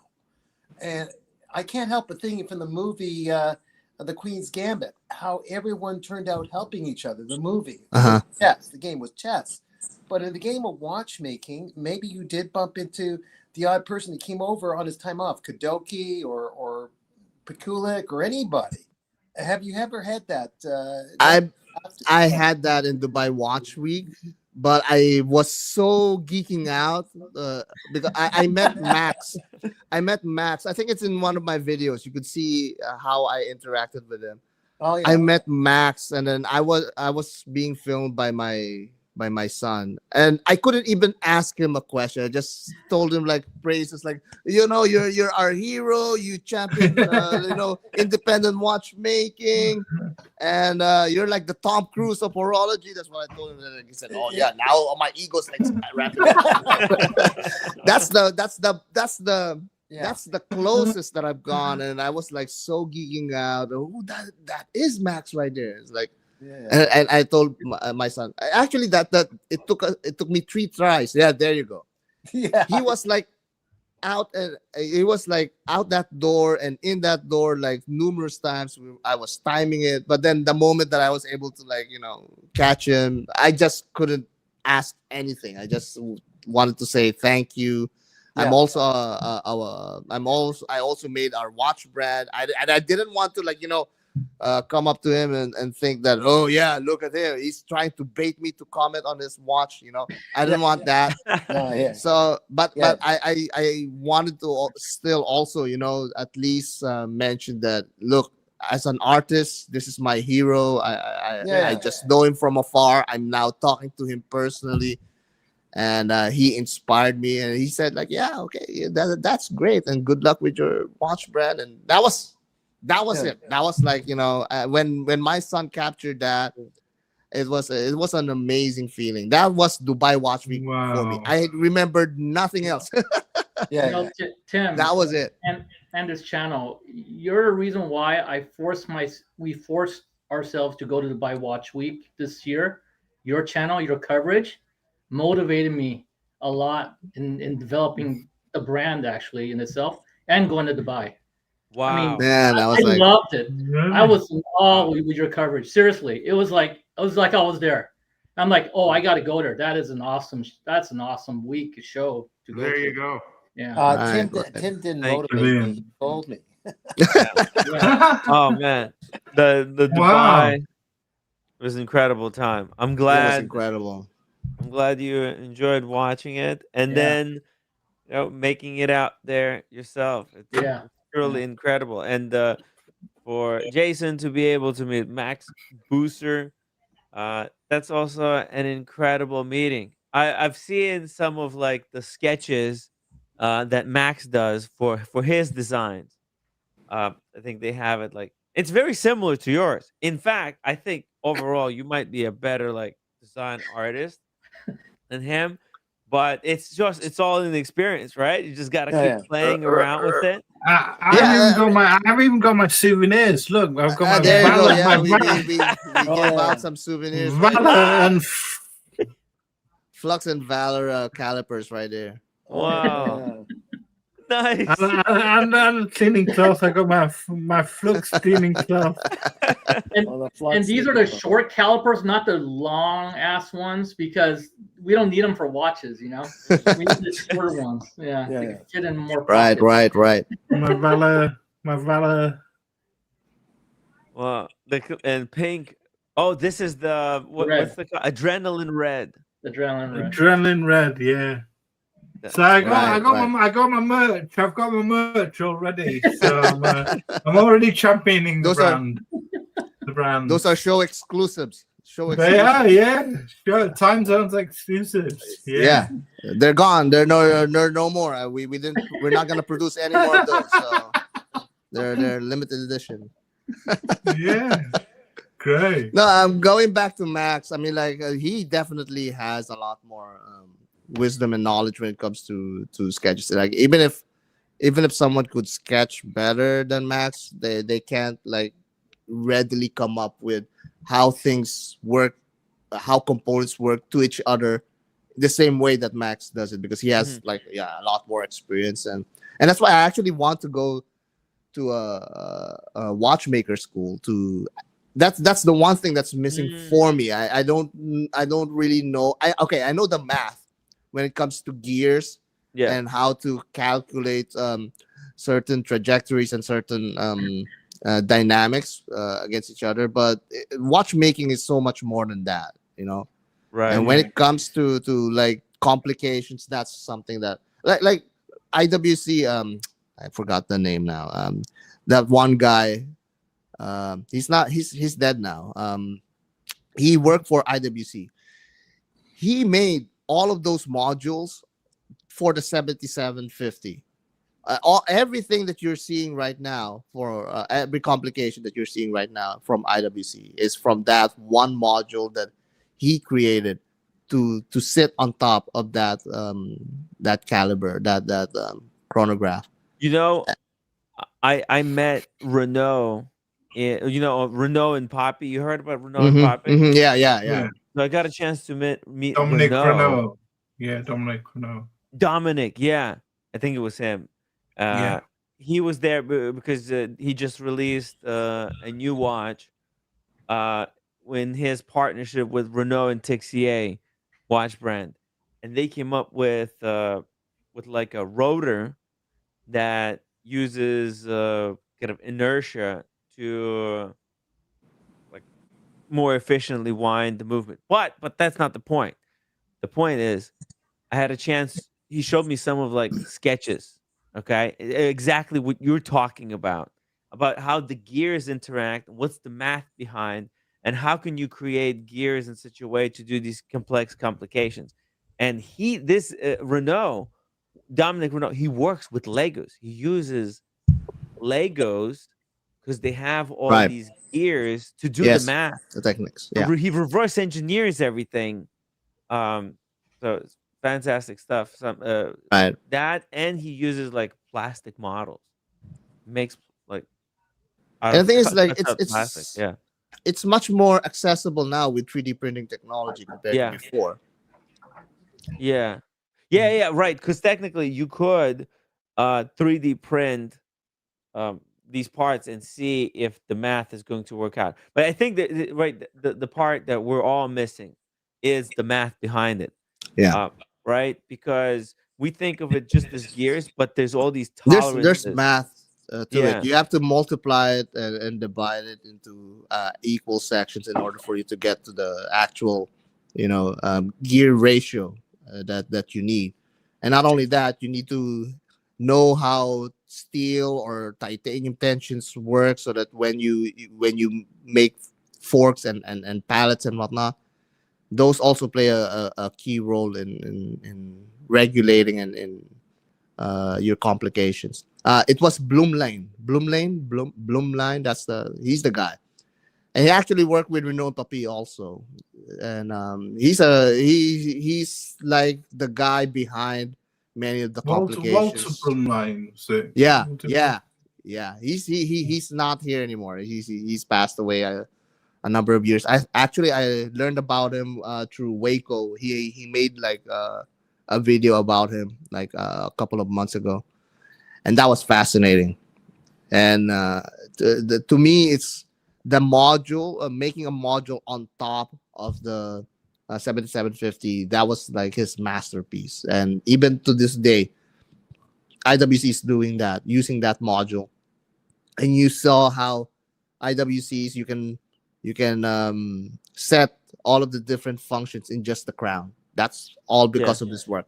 All because of his work. Really, really, really good. And I think not not so popular person when it comes to watch fandom, compared to others. But he should be. He should be. Um, uh, APIZ, thank you so much for the £5 super chat. Any marketing you're looking to possibly give it watches? Okay, Yes, actually, we are working on that. We wanted to do some giveaways. There was some, but here's the thing. I mean, like, some people are asking for discounts, especially for Flux. I'm not so keen on, you know, um, giving discounts and whatnot, because I feel that we want to really value the loyalty of those who backed us initially. Sure. And I always wanted to, instead of like cutting down on the pricing, I would rather give you more. right. know? I think the pricing is pretty fair for what the watch is and what it offers, right? Right, All right, right. all the perks, enamel dial, the water resistance, non-foil steel, Yeah, um, quick links. Like you can take out the links with the push of a button, micro adjustment on the buckle, Richard Mille buckle, uh, top grade Swiss movement. The list just goes on. Steel sports, integrated bracelet, quick change strap system. right, right, Truly right. incredible stuff. You really do. And that's the thing. I mean, like we want to we want to not just be fair, but we really want to give more to those who loyally follow the brand, and Yeah. that I think that gives a lot more than just discounts. Yeah. But but we do want to. We were planning on giving away some watches. We just need to do it right. That's another thing. It's really not just for marketing. We want to appreciate the watch enthusiasts. Let's just put it that way instead of just trying to push the brand, because we know, I mean, like the brand can, well, we set it up to be sustainable, so that should be enough of the marketing. Did you say sustainable? Yeah, sustainable. Double D says he'll take the free watch. Thank you very much. There you go. He's first dibs on the Yeah, giveaway. there you go. There you go. Yeah, he takes a free watch. When you decide to right, give right. away free watch, remember that Double D called dibs right here on the channel. Let me show you Right. guys something interesting. There's just a little change of pace. I want to get Right. you guys your take. I think you'll find this very interesting. I found this really interesting. This Mhm. is a kind of a very well-known independent brand right now. They're very popular. They just released a new complication. They showed it at the Dubai Watch Mm. Week. Oh yeah. And let me zoom it in here.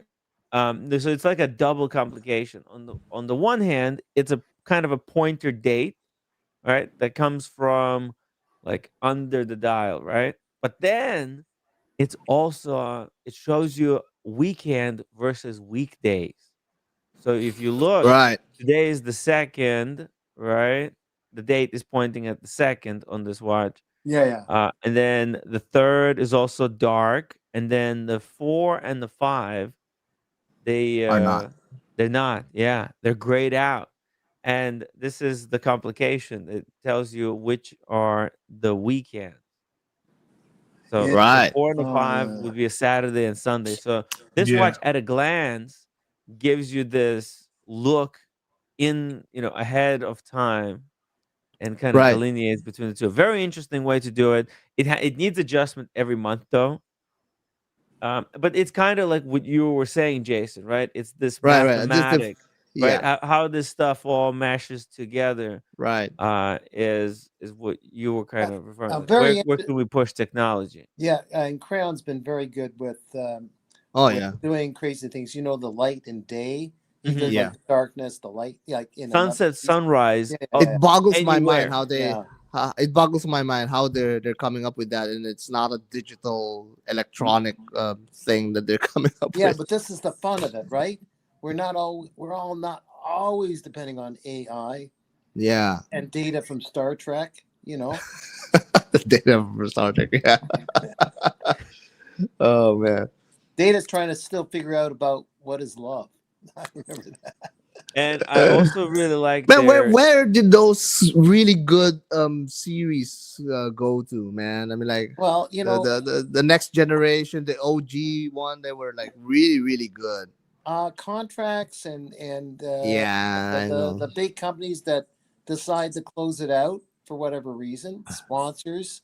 5 years or 6 years is considered damn successful, though. When Yeah. you know that, yeah. Right.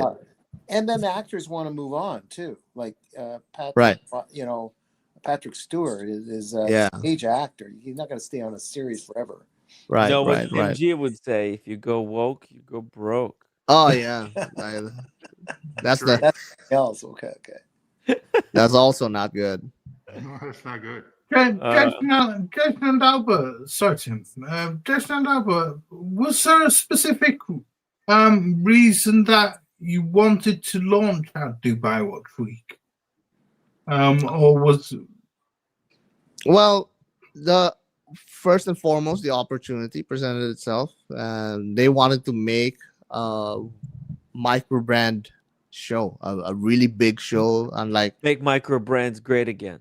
yeah, well, yeah. yeah. They never were like bad in the first place. They've always been great, but Yeah. Let's just put it that way. Oh, But it's so that's the the thing. next level, Jason. Yeah, there you go That to the next show level. in Dubai That's of those independents, it was inspirational.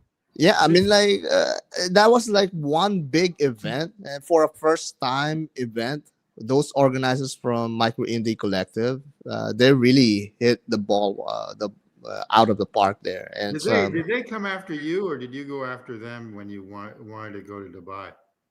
well, the thing is, we already were in their group even before the Dubai came to be. So it's already a micro indie collective Okay. thing. I think they started with one event in I think in London. We weren't there, and we didn't have any watches anyway to show. So I Dubai was the best opportunity for us, and actually we're one of the first ones that signed up with them. We didn't even have Valor then, and by the time that everything fell into place, we had Valor, and they gave another table for us, which is great because I was happy that the family also came along because it was a lot of work.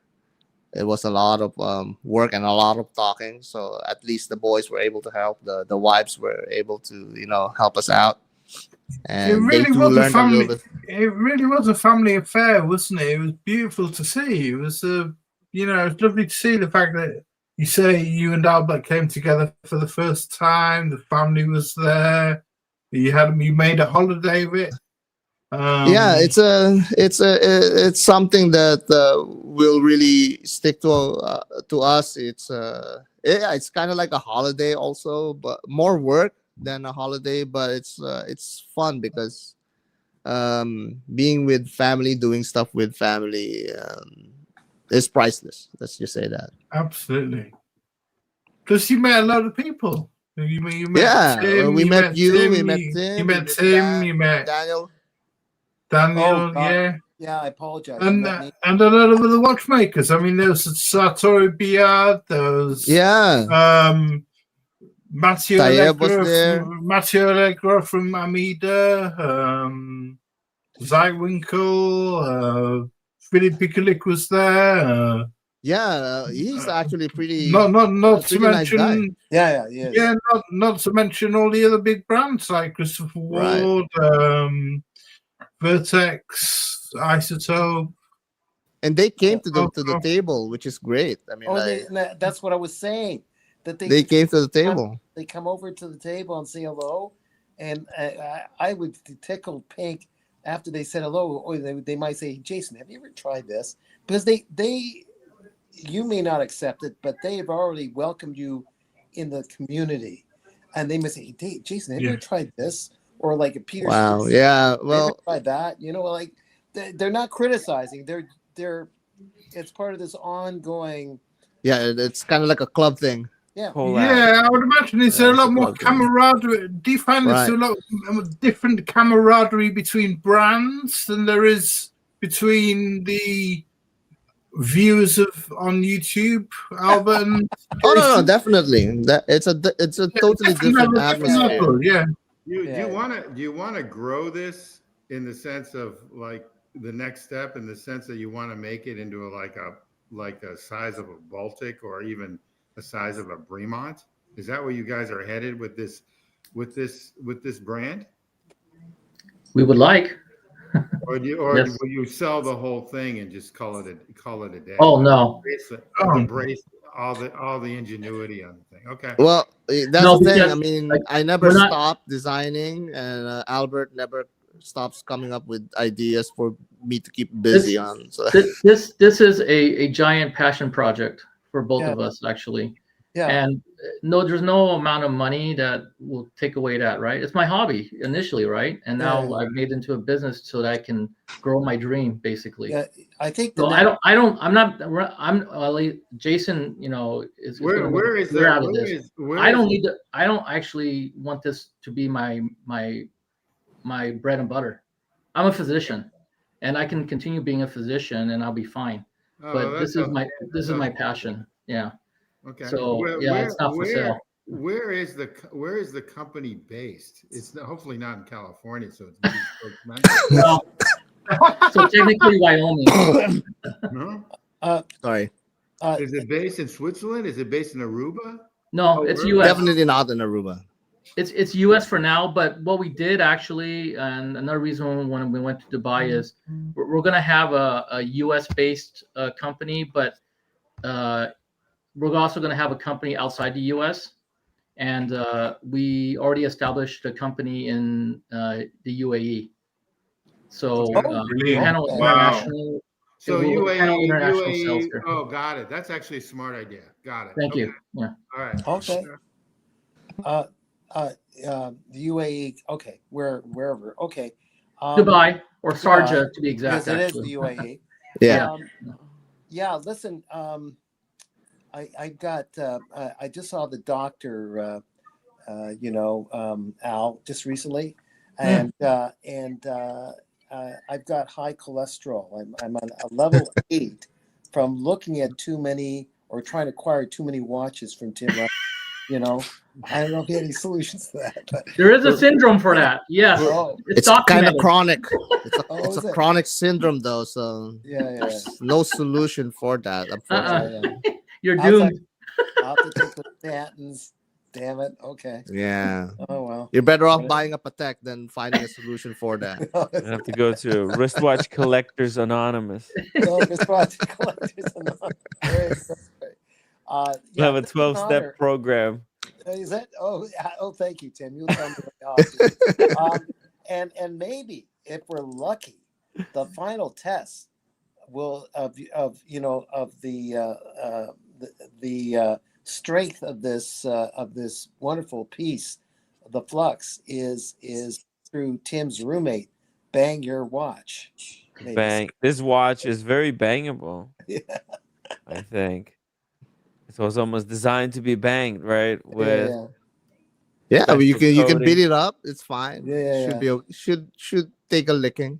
Do you know the ongoing joke here though, Jason? It's been on for a while, where she wants to get from one of the collectors, let's say their Patek or whatever, and she wears it for a full day, on her tour of duty as a nurse.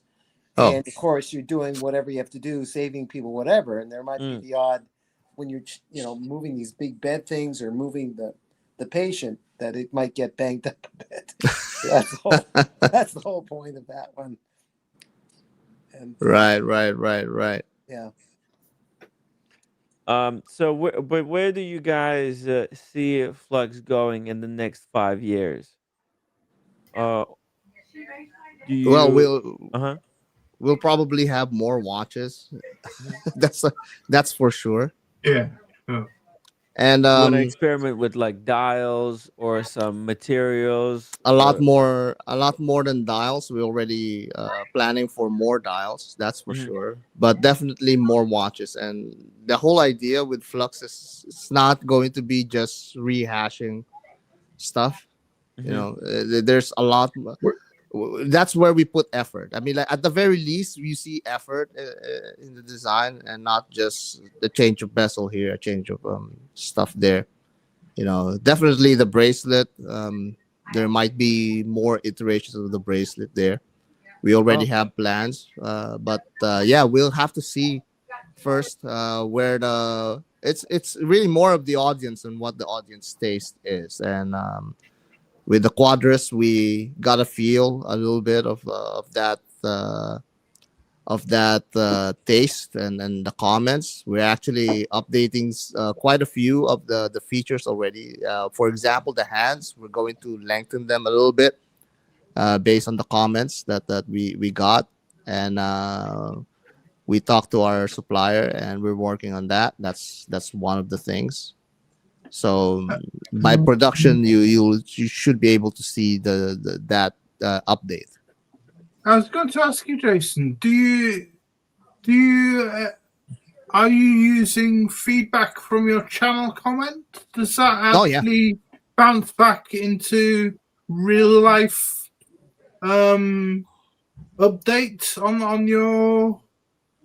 on your watches? Or ideas for future? Yeah, definitely.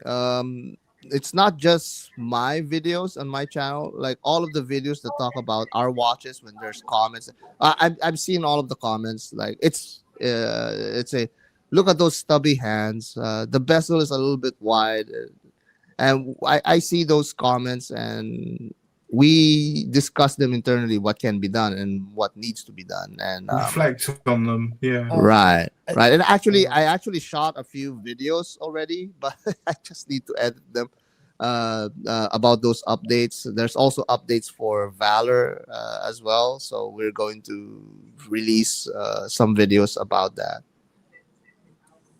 It's very exciting times. I mean, the young days of a brand.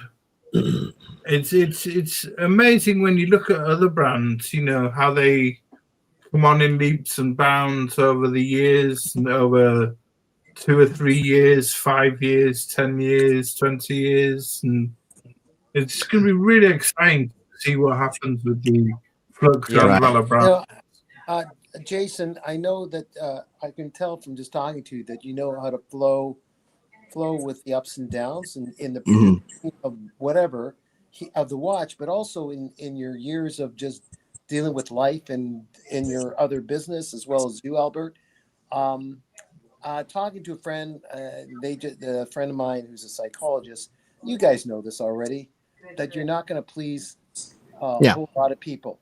They're going to always be disappointed. It's about getting a certain place in the marketplace, but also it's and just satisfying what your objectives are. But also there is about what was I going to say? There, you know what? I forgot, but that's the main point. There was Right. something else that I was trying to be profound about. Tim, I just forgot it. I was about to say. No, but I think, no. But I think you're right. I think you're right. I mean, we cannot please every single Yeah. commenter out there. You know that's definitely not Sure. the right way, nor the productive way of going about things. Otherwise, we won't be able to complete like even a watch if we listen to every single. Like with this watch alone, if we listen to every single comment, we would not have a Quadras at all if we did that. But it's sorry, Jason, carry on. yeah, but it's also it's a telling of times as well, because say for example let's go to Star Wars or Star Trek, for example. If you don't listen to if you don't cater to the actual audience that you made your movie for, then what's the point?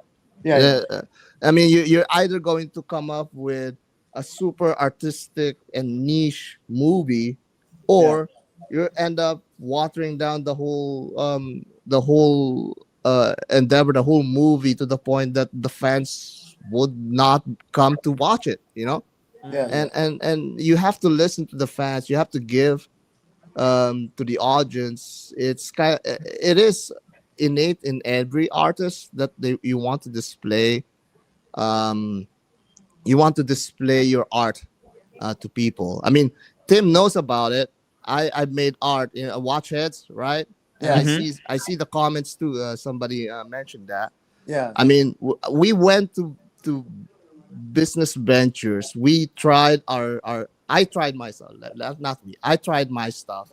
I tried many things. I tried many businesses. I tried many different endeavors. Some of them failed, you know, and I have to sever ties with certain people. You know, I've been in the watch thing also. My Indonesian partner also scammed me. There's so many failures, but these failures, okay, they're failures, but you learn your lesson from them, right? But one thing that they can't take away is what I'm able to bring to the world, to the art What you world. learn, with right? every fail, it's not a failure. It's victory. It's It's just a you step. learn something new. I guess It's so. just a step in life, you know. And I, Hell you yeah. know, that's I'm here where I am. Albert is able to trust me now because of what I'm able to do through those failures. Right.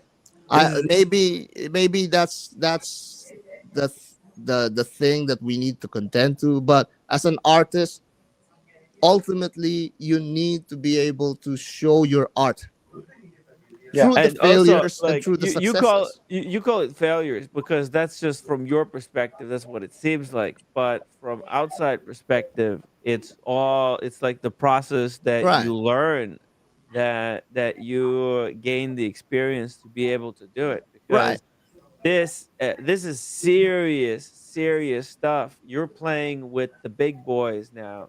This is where these brands that have existed for hundreds of years. This is the space that they occupy, and there's right, some really snooty collectors out there. But you're offering really good deal for the money, and it's just right. it's out of this world. Like seriously, Yeah. Yeah. And I this is think a great ultimately value, that's great the thing. technology. Ultimately that's the thing. I never in my wildest dreams, like maybe like 10 or 15 years ago, that I would be making a watch. That never touched my mind. Maybe I thought back in the time I would be drawing for like the rest of my life, but now I'm making watches. I'm making watches with Albert. And if you ask me, like, yeah, you asked me earlier, how do you see the brand in 10 or 20 years or 5 years? Well, we're making more watches because this is not the only thing that I could do. I mean, we could do maybe a dive watch. We could do a chronograph.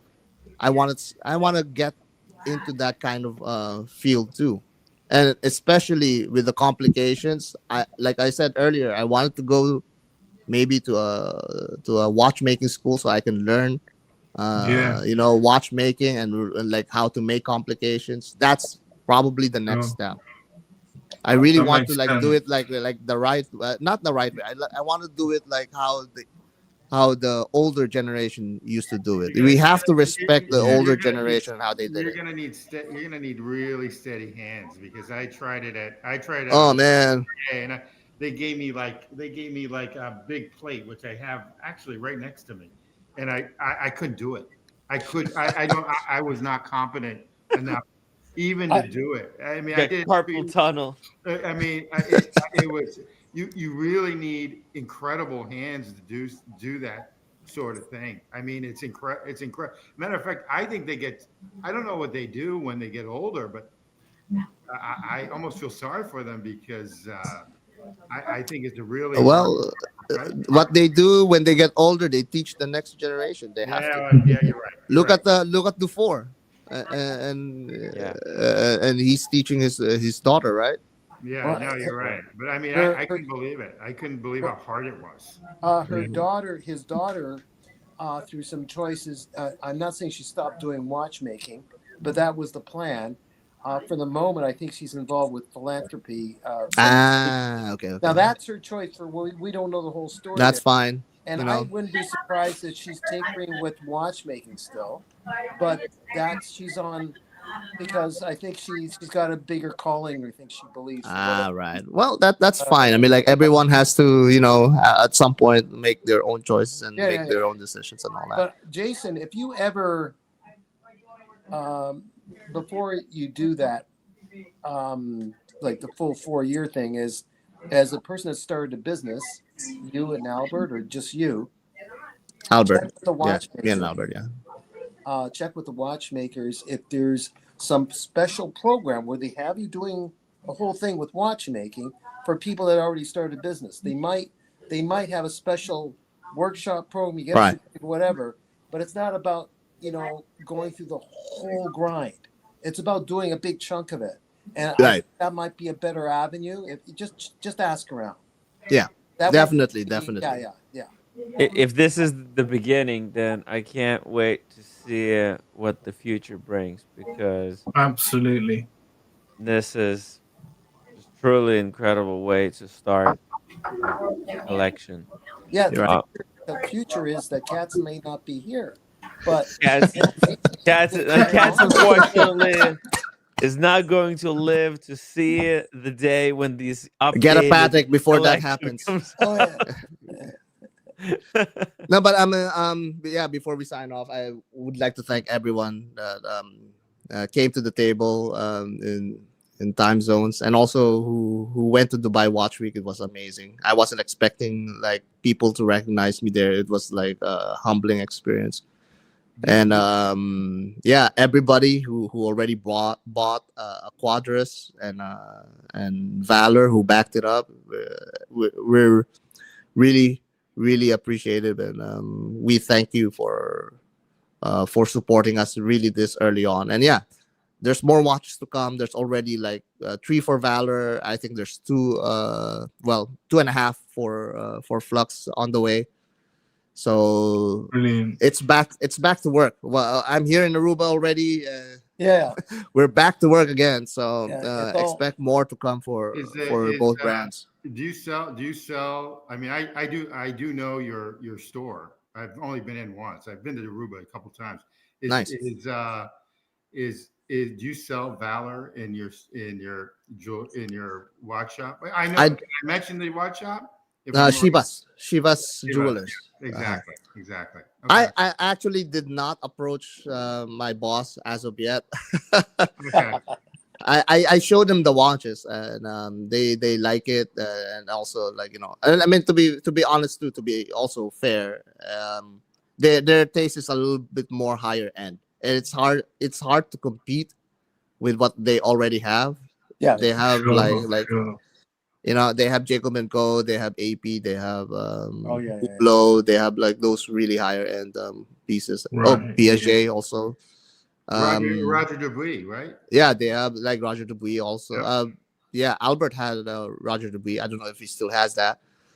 But that's the thing. If it's beneficial for us to be an online store for now, because it's more cost effective and we can serve a lot more people. But because of Dubai and all of the connections that we made there, especially with registering with at Sharjah in UAE, actually it's the director of the Free Zone that introduced us to their network. So it's a matter of following Right. those outlets and see where we can place in the UAE. And I think that's the very big benefit of having a footprint in Dubai. And I think Yeah. that's a much better playground than in Aruba. Definitely. So from Chicago to Dubai, that's a weather difference. A big difference. Big difference. Okay. We actually camped out in the desert there. It was so chilly and cold, but it's really nice. Dubai was nice. Like, well, this time of the year at least. Yeah. It's still operating. ATM, it's still operating after I left. Oh, okay. So No, they did everything not was shut fine. down. They didn't just open Dubai so Daniel Katz could visit for a weekend. No, I meant that I may have destroyed it. That's all. But I guess How many They're still in watches- one piece, I guess. How many watches a year do you make for Valor with that one? Is it like 300, 200? I don't remember. Actually, Albert knows No more worries, about because that. I know like Laurent Ferrier makes 300 a year, but they're selling them at 50 grand. Yeah, but we want to sell as much as we could, obviously. But Right. there's a minimum quantity order. I forgot Albert knows about that, because the Kickstarter is really just for publicity and getting the word out there. He already ordered the units. I don't remember if it's like 300 or something, maybe even more. Cool. There was 500 being thrown around, but I think it's for the other 2 models. Thomas was there hoping to see the other model, but we don't have the prototypes as of yet when he came there. We wanted to have the V002 there too, but yeah, it wasn't ready.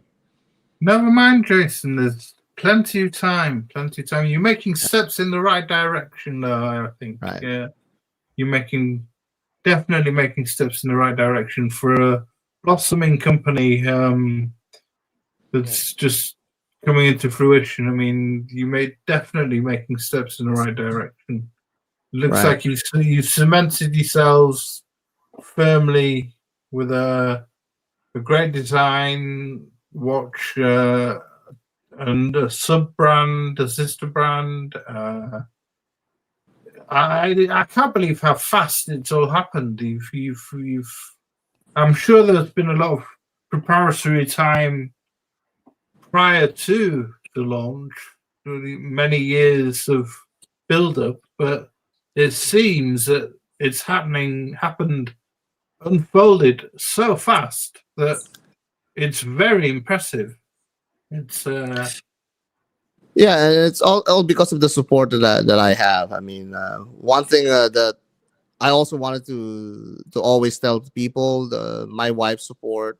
Albert's wife was also very supportive of right. the Yeah. whole endeavor. When you have the family backing it up, they move mountains, for everyone to to keep on working. And I think that's the best combination. Even Absolutely. if, like, I still have my day job, so I do this still whenever I have the time, whenever I feel or I think of something, I pull out the iPad and draw it there. Albert has an idea, okay, let me wait until I come back home and I get my iPad and let me draw it. So that's how it always is, like every single day. But the wives are a big part of that, because they give us time, they support us, do the other Yeah. things while we're busy thinking about these watches. We're Yeah. drowning in watches in the living room, and yet still there's more coming up. So, and they But were like, very supportive, and that's a yeah, big big absolutely, plus. absolutely. The roommates roommate. are a Yeah. big part of watchmaking. Big Like shout out Albert to said, all the though, roommates. like Albert said, though, it's a passion project. It's a Yeah. Mm. passion project, so it's something that will stick. And Right. It's easy to it's be passionate about something if everybody else is supporting you. Yeah, it's one thing absolutely, also to collect kind of watches, but it's ultimate to then to try and take your passion that you have for collecting and then Right. help create something out of your mind. Right. So for you guys, last question, like how does it hmm make you guys feel when you see someone wearing something that came out of your minds? You, Albert, first. I mean, that's what we're striving for, right? I mean, that's kind of a manifestation of our dream. You know, Right. I mean, I really didn't. Again, although I wanted to develop a watch, it's about sharing what we're creating, right? And if we can see that actually in the flesh, it's gorgeous. It's gorgeous. I mean, I love it. Mm, I love it. It, Yeah. it's kind of a universal energy to me, Mm. where the artist, a poet, a writer, whoever, creates a certain art, and then the audience, in a way, create an art by interpreting it, triggers something in them, which Right. may not be exactly what you meant in the first place, but it's all counts. It's all valid. Right. And the thing is, like, it's sharing. Like, why Yeah. are we here in this live stream? Why are you guys keep coming back to Tim Wright despite of what he says, like, every single Well, video? Like, yeah, but I answered. yeah, Let me answer that. You said about taking something out of the mind. Well, I am out of my mind. yeah. There you go. not. And you wanted to share that with Yeah, everybody, and it's the sharing part. I mean, like, yeah, yeah, we're yeah. we're creatures that are made to be social. We're designed to be social, and we want to, like, share whatever passion we have. Tim has his passion for talking about watches. Daniel Casa's passion for, like, everything else, including movies, and that's all we are. And Yeah. watches is just one avenue about it. And artists, we call ourselves artists. We call our products art. You call it whatever you want. It's really just sharing what we wanted to do. Sharing what we create, even if that creation is just a matter of, like, vocalization of whatever you have on your in your head, or writing it, Right, right. or streaming about it. It's really about sharing. And that's why, if you look at the back of our watch, it says there, inspire. And that's also the tagline of the brand. It's a call to action.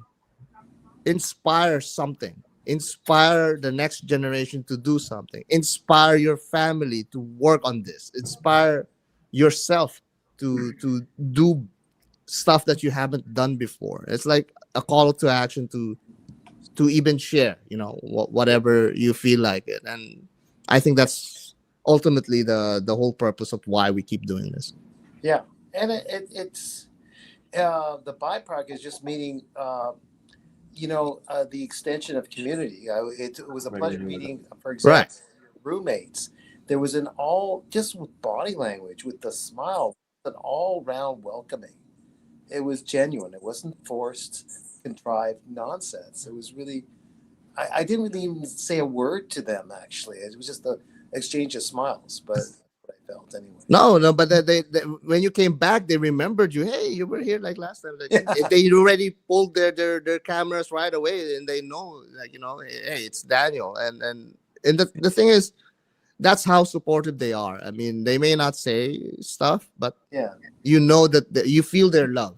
That's the big thing. that's what it was. Yeah, yeah. And Dr. Bob, not right now. I can't pull it out of my hat. No. Dr. Dr. Bob Snyder. Grab it out of my hat. Hey, Dr. Bob, nice seeing you in the stream. Yeah. Shout out to them. Yeah. Shout out to everybody who joined us tonight in the chat, and everybody who's gonna rewatch the live stream tomorrow. I want to thank Thomas Burnett for joining us, Tim G, Daniel. Yeah. That's a good show, everybody. Jason, thank you so much for joining to talk about Yeah, you're awesome. your brand. Mm. Oh, Jason, thank you very much. That is incredible with the bracelet. Yeah. I mean, that's Yeah. remarkable. Thank you so much. both I mean, brands. that is out of control. Yeah. That piece looks like it's just sub 1,000, not 399. In titanium, super light. Yeah. Yeah, it's very, very light. Yeah, that's the Batman. Thank you, Al, for also joining us tonight, and Thank you for very much.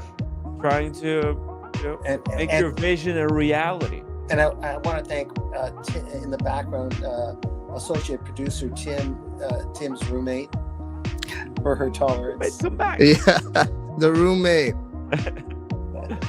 All right, pleasure. Okay. Take care, everybody. All right, take care, everybody. Thank you so Shout much. out to Goldfinger, who's leaving New York right now and going to Trinidad and Tobago.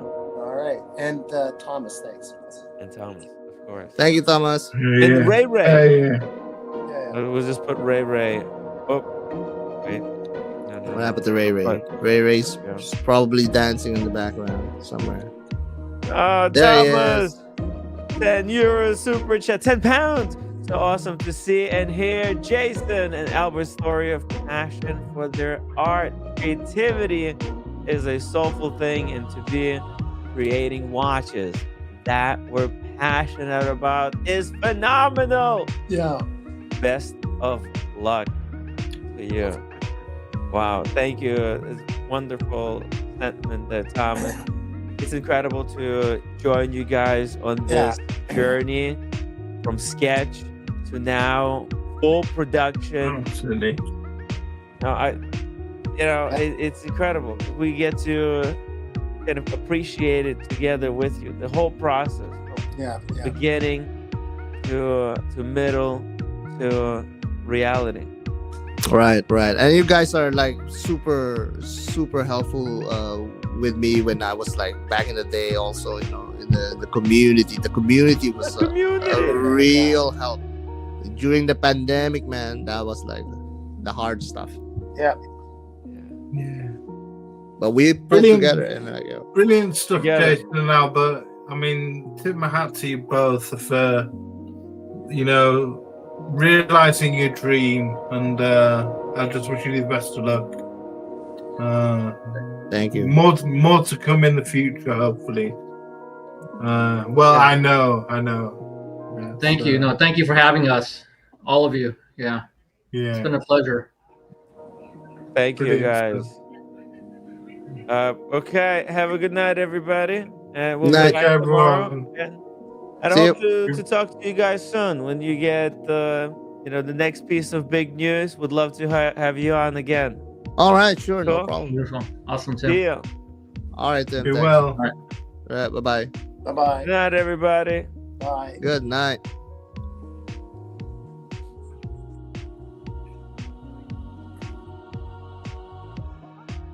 start.